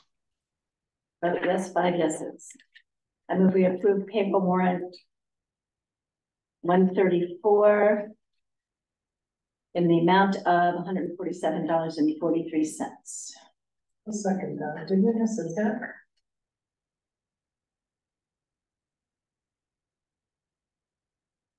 Maybe she was late, she's not on the earlier list. Almost 2 years. I'm going to swim right here. Oh, And then some of the pride and then that's what you find there. What number? 134 is for Danielle. Oh, yes, there were hours left off the original check, so we have to cut another check. It was an error. Okay. Okay, moved, seconded, did we second that? Yep, I said. Okay, all in favor, Melanie, Peter, Yes. Cheryl, Dan, Yes. I'll vote yes, 5 yeses. I move that we approve the payroll, the AP warrant 135 in the amount of $92,819. Second. Carol seconds. You may not have heard that. That was Carol second. Any discussion, any questions? I've got a question on the first page. The Jones appeal and the Lawrence Shaw Trust complaint. Do we know how much money is left in the planning board legal fund? Very little. Because we expended 9,000 right here. Very little. I want to say there's like $30 left in that legal fund. So what happens with this continued litigation? I believe we still have money in the admin legal line item. To me, we should have a legal line item for code enforcement, one for admin and one for planning board. Because admin pays for that monthly, like the monthly regular business retainer. Yeah, That $1,100. And miscellaneous other things, but not much. Code enforcement has legal fees when they bring a case. And then planning board same. We've got, two or three cases from the planning board. We've got one for, code enforcement. We had the land purchase, which comes out of the fire department reserve, the legal work for that. And then we have the fees, the monthly fee, to retain legal counsel for the admin line. So in my opinion, we should have a line item for each of those departments. And do we have those in the budget for 24 or no? No, it is not. It is set up the same way as it always has been currently for the 24 budget. And Nick and I were talking about it the other day. I had Bernstein Short give me a breakdown year to date of all of the different court cases so that I could identify who they belong to. And it does make sense to have a legal line for one for admin, one for code enforcement, one for planning board, which we don't currently have. It's just all falls under admin. Chris?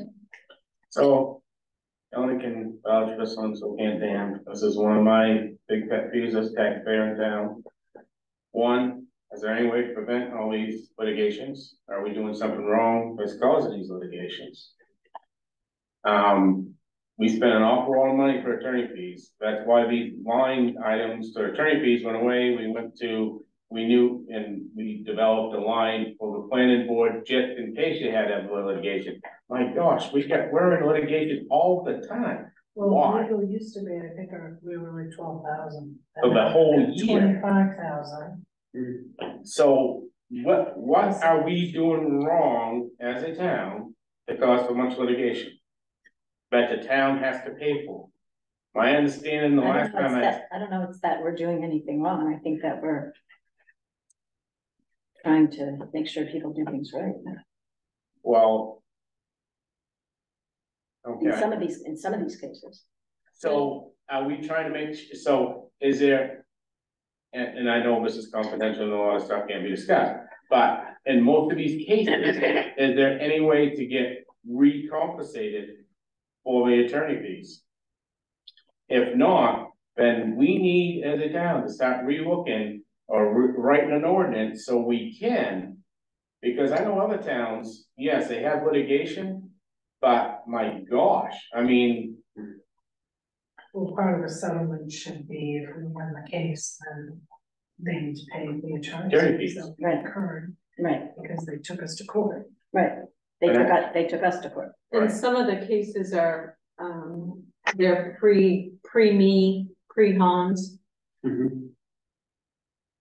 that we're paying legal fees in this current year budget cycle. They're pre. Well, there's the tit for tat that's going on.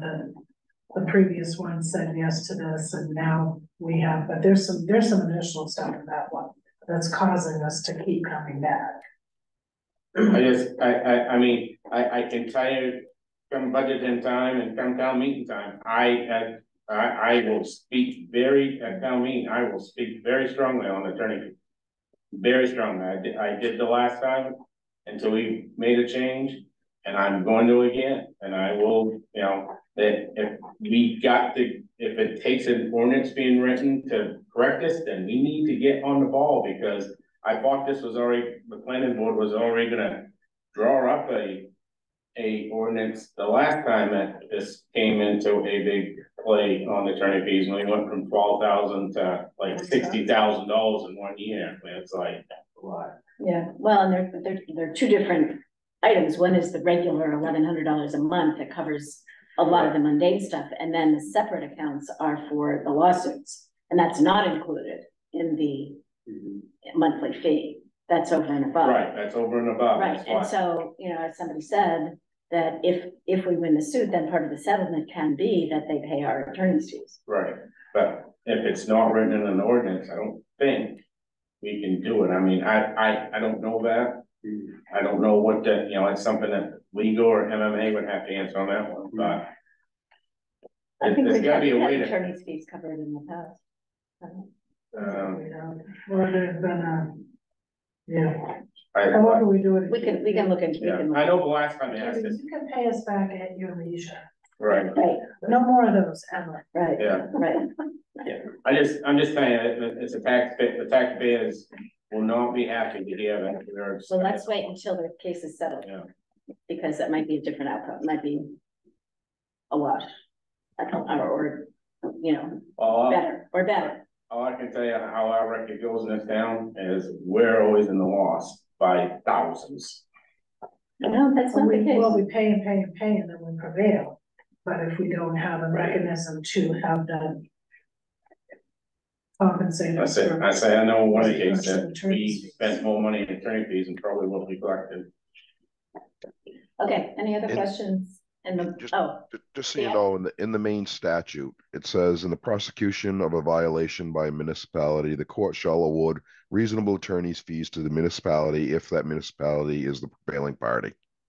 Okay, I thought we had something. Yeah. You don't have a separate ordinance, Dan. Yeah, it doesn't say anything about having a separate ordinance. That's just under the main statute. Right, falls under main statute. So that would be good. So then it would be a matter of awareness and practice at the time, litigation. Right, as long as these people know that you lose your case, you'll be responsible for paying the town attorney fees. Right. Okay, anything else on the AP warrant? Yep. Okay, Page 3. How many shovels did we buy Snow Joes for $306? Page 3. What's a snow Joe? I just asked that. And the Snow Joe there's shovels that Snow Joe makes, there's electric snow blowers. Oh, the bats or batteries? I bet that's battery. Is that the one you're looking at, the second? There's there's line. Snow Joe's additional batteries, and then a couple lines below that, there's. Oh, I see it. Snow Joe's. I never heard of Snow Joe's before. Let me pull the invoice just a moment. And I'm assuming we purchased electric snow blower. Yeah, I wonder if that was on a credit card.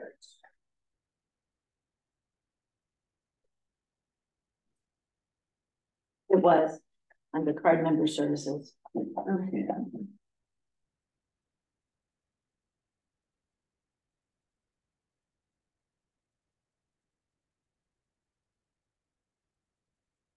And if we did, I can tell you I have one. And it does not work if you have to do snow at all.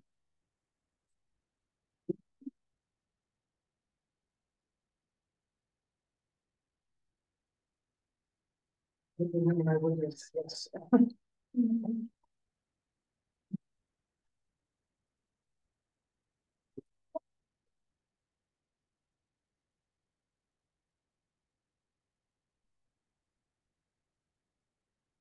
Don't see anything here. Walmart, Tractor Supply, Home Depot.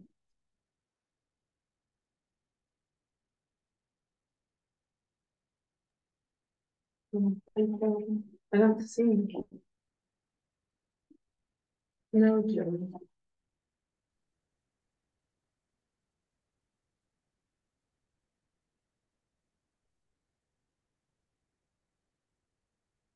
Okay, we can get back to this with that. I'm not sure why, but I don't see an invoice or anything like that, here for Snow Joe. It's under card member services. Yeah, I have all of the, credit card, bills here.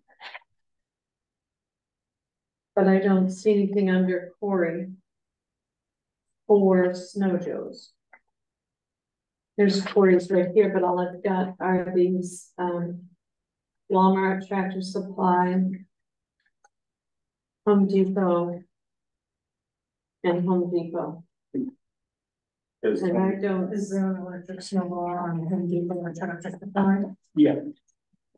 Maybe Snow Joe. What is Snow Joe? Is it? It's a 20-inch. It's what I have for a snow blower. It's a push cordless 48 volt ion single stage snow blower by gum. So maybe on one of these receipts. For $306, Well, this says 359, but maybe, you know, I don't know. Okay, so it's a snow blower. Yeah, It's not that, not. For this, it's not on any of these. So we could be paying it if we want to have the back and documentation. I don't see anything here for a receipt or anything on here that corresponds.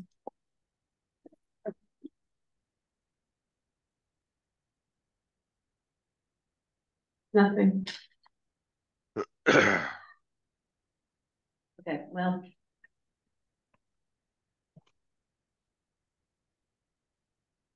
What happens if we don't, have we already paid that? No, this is for the credit card.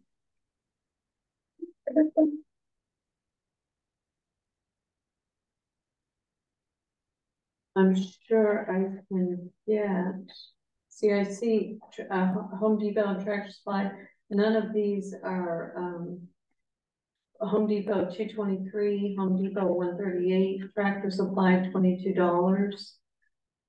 Not the red mouse. No.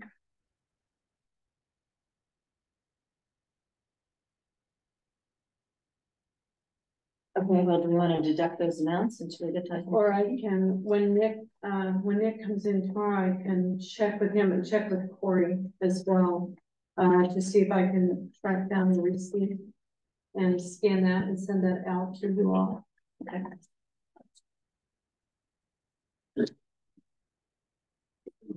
On page 6, the GA case. I pulled up the name for the van, one of my landlords. That landlord, that's not the recipient's name, correct? I was like, No, I had that same question the last time. That's the case number. and then on page 8, the history house security. yes, We're almost $3,000. yes, that's what the board approved. We had that. Isn't that for the first year and then after that it's less than that? Correct, so this was just installing, getting everything installed. And then at this point, what is it, $1,000 a year? It's a monthly monitoring fee. So this is getting it up and it's gonna have They'll have the fire and the security and fire protection, yeah, yeah. We had that discussion, I think it was the last budget cycle, on how best to approach that, whether using installing phone lines and paying that monthly fee or not. And I know Dan has done some of these and he recommended we not do that. So we went the other way. All right, and then I'm gonna pick one more, page 9. That's a really pricey fridge we bought for the time off. It was, I think it was one of the lowest prices we could get from Steve's. It's a lot of money. Just a basic, $1,400. Refrigerator. Let me find it. Just Not cheap anymore. no, they are. and they don't last as long. No, they don't. It's just a freestanding refrigerator, freezer. Side by side or the top bottom? It doesn't tell me. On this, the description, it doesn't tell me. So what happened with our fridge? It's old and not working as well as it should. And I'm assuming it's probably using a lot of energy. And I think we got it from the food pantry several years ago.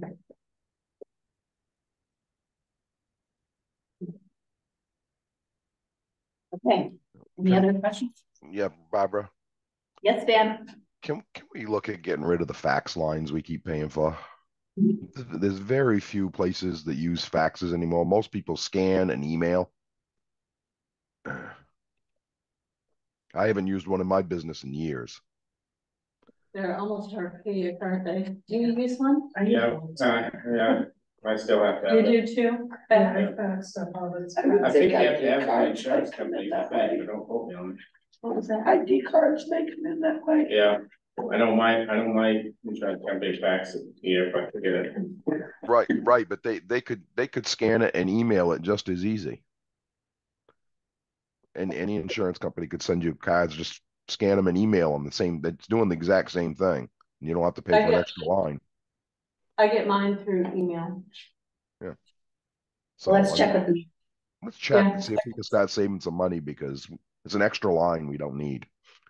We'll Fire make sure department's got one, town's got one. Melanie? I see, let's just make sure that legally we don't have to have a fax line for municipality. Yeah. Right. I don't think we do, but, because it could be one of those things like, you know, there's some information they need to get out quickly. I know federal government, certain things, federal government, you have to have fax for, but I don't know if that goes to the municipalities, though, I don't, this. So legally we don't have to have it, and we don't use it a lot of time. Maybe it's I'll just check with Mary and Nick on it. Okay, To see. okay, yep. Okay, I'm in favor of the warrant. Yes. Melanie, Peter, Yes. Carol, Yes. Dan, Yes. okay, and I'll vote yes, 5 yeses. I move that we approve the BMD warrant 136 in the amount of $10,896.54. Okay.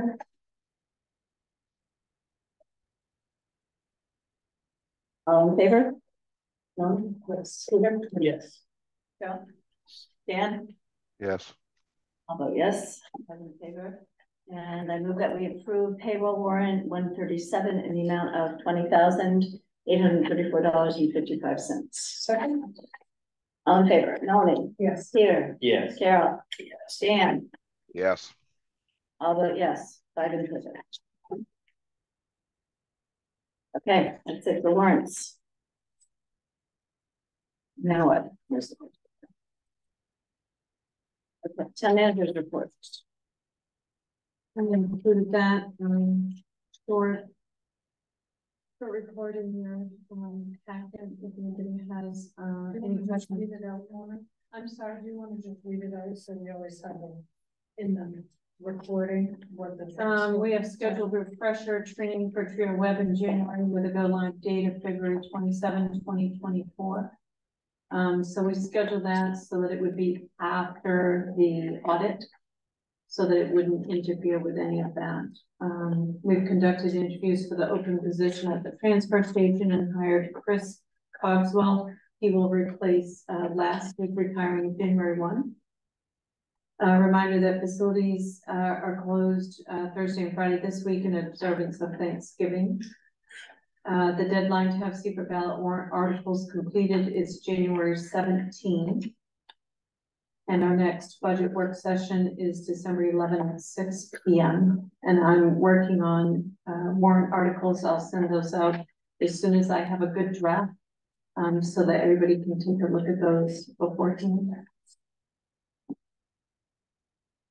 When we do that one, will you also include last year's warrant articles? Absolutely. Yep, I'll scan from the town report. Sure. Yep, no problem. Yep, okay. And we need to have a brief executive session.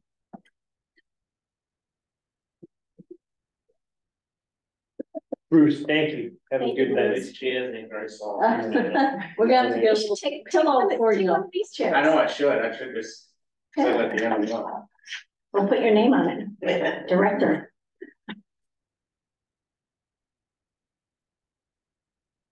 So,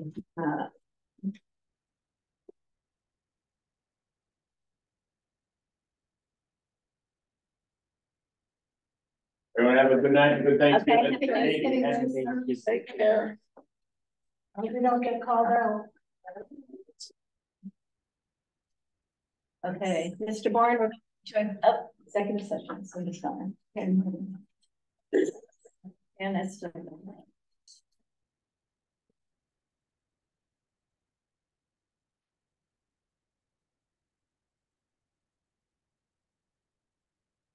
So I move that we exit the regular meeting at 9:14 PM. Second. All in favor, Melanie? Yes. Peter? Yes. Carol? Yes. Dan? Yes. 5 yeses. And I move that we enter into executive session at 9:14 PM. Second. All in favor? Melanie? Yes. Peter? Yes. Carol? Yes. Dan? Yes. I'll vote yes, 5 yeses. All right, and there's the cost. Um, All right, I make a motion that we re-enter the select board meeting at 9:48 PM. I'll second that. All in favor? Melanie? Yes. Peter? Yes. Carol? Yes. Dan? Yes. And I'll vote yes, 5 in favor. And I make a motion that we adjourn at 9:48 PM. Second. All in favor? Aye. Good night, everybody. Yes. I'll leave So this we're before gonna 10 o'clock. Staying, recording.